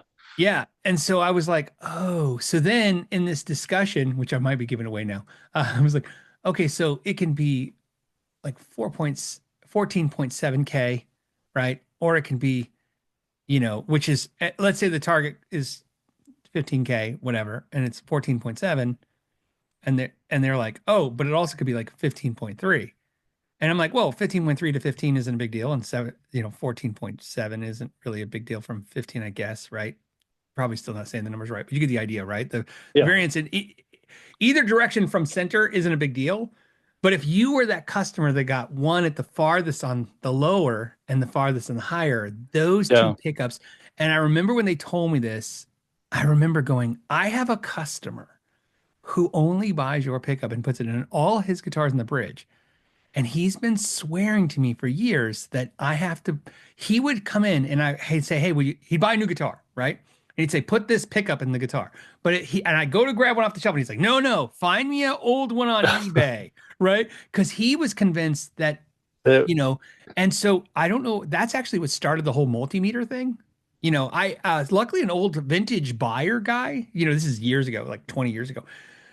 He did it. That's how he was checking a vintage guitar. First step, right? Somebody's got this old Les Paul and he would stick a guitar cable in it and put his multimeter on it and just see what the resistance of the pickups are. He was just trying to see what's in. That doesn't tell you everything, but that starts it. That'll tell you if the numbers are way off spec. That's something out in there that's not there. And that's when I started going, oh, okay, I'm going to measure all the pickups. What I did was, as he would bring in his guitars, I would start measuring all his pickups. And exactly what was happening was he was always under. He liked the pickups that were just slightly underwound, oh, I right? see. Yeah. And I'm like, and that's kind of where I've decided that some people don't know what they're talking about and they just say crazy things. And then some of these beautiful musicians out there with good ears, they just hear something's off. Yeah. And especially, here's what I really learned, and I don't know about you, the ones that use the same thing all the time become seriously conditioned to exactly what it's supposed to sound like, Yeah. I think that's right? true. Yeah, Yeah. like that's why I almost don't ever want to do that because I've learned that's where you can make yourself crazy. Yeah. Yeah. The way you're describing with resistance, again, I think it's one more of these things that it's the difference between what's realistic to do at production of scale and what's realistic to do at doing details at a scale. Right. So we're measuring every bottom that comes off the machine. We're in a space that's temperature controlled year round. And a big warehouse, big like warehousey factory thing, that's going to vary a lot. Even if you were measuring each bomb coming off the machine, you just that temperature variable would make it hard to use it for that number to be useful enough to kind of to keep everything consistent. And we even go as far as making sure that each spool on a multi-station machine has the same. We test the wire before it goes on there, so that we know that we are getting reliable numbers off of that turn count, and then we double check it with a multimeter. But a lot, all that stuff is just extra steps that make more consistent pickups and also allow us to have variables in different models, but have it be repeatable. And if you're doing it in a larger scale, I don't. I'm sure it's not. I know the scale of some of these guys making them, and it's again, it's amazing that they can do it, but it's not realistic to have that kind of control over it at that point. No, it's well, when we go to cheap manufacturers, right? And I learned this from a German manufacturer. I love this saying. I love it so much. I said cheap and expensive, and he said, no, it's fast and slow. Yeah, So he would call all the cheap guitars fast guitars because they're made fast. And I was like, that oh, that's yeah, a good way of thinking things. that is Something, a good way to. yeah. Yeah, And so I can tell you this. This is funny. I had a pickup manufacturer. It's an overseas manufacturer. They make pickups so fast that they can't write down the resistance because after they pull them from the wax pots, they want them in packaging or in guitars within as soon as the wax is hard enough to touch, not push your thumb into or mess yeah, around on the bottom. So obviously the coils are still very warm. So yeah. So if the they wrote down a reading on them, it would be inaccurate once it cooled to room temp. yeah, Um, and that that isn't that funny? Like that tells you how fast they have to move. They don't have the time to wait to the pickup go to room temp. They want it well, in a guitar already. yeah. Actually, if you're machine winding too, we've Yeah. got two numbers. The number we know how much is going to cool down just from the wire going through a felt. The Oh felt yeah. it being wound with felt tensioners, which all these older machines have felt tensioners.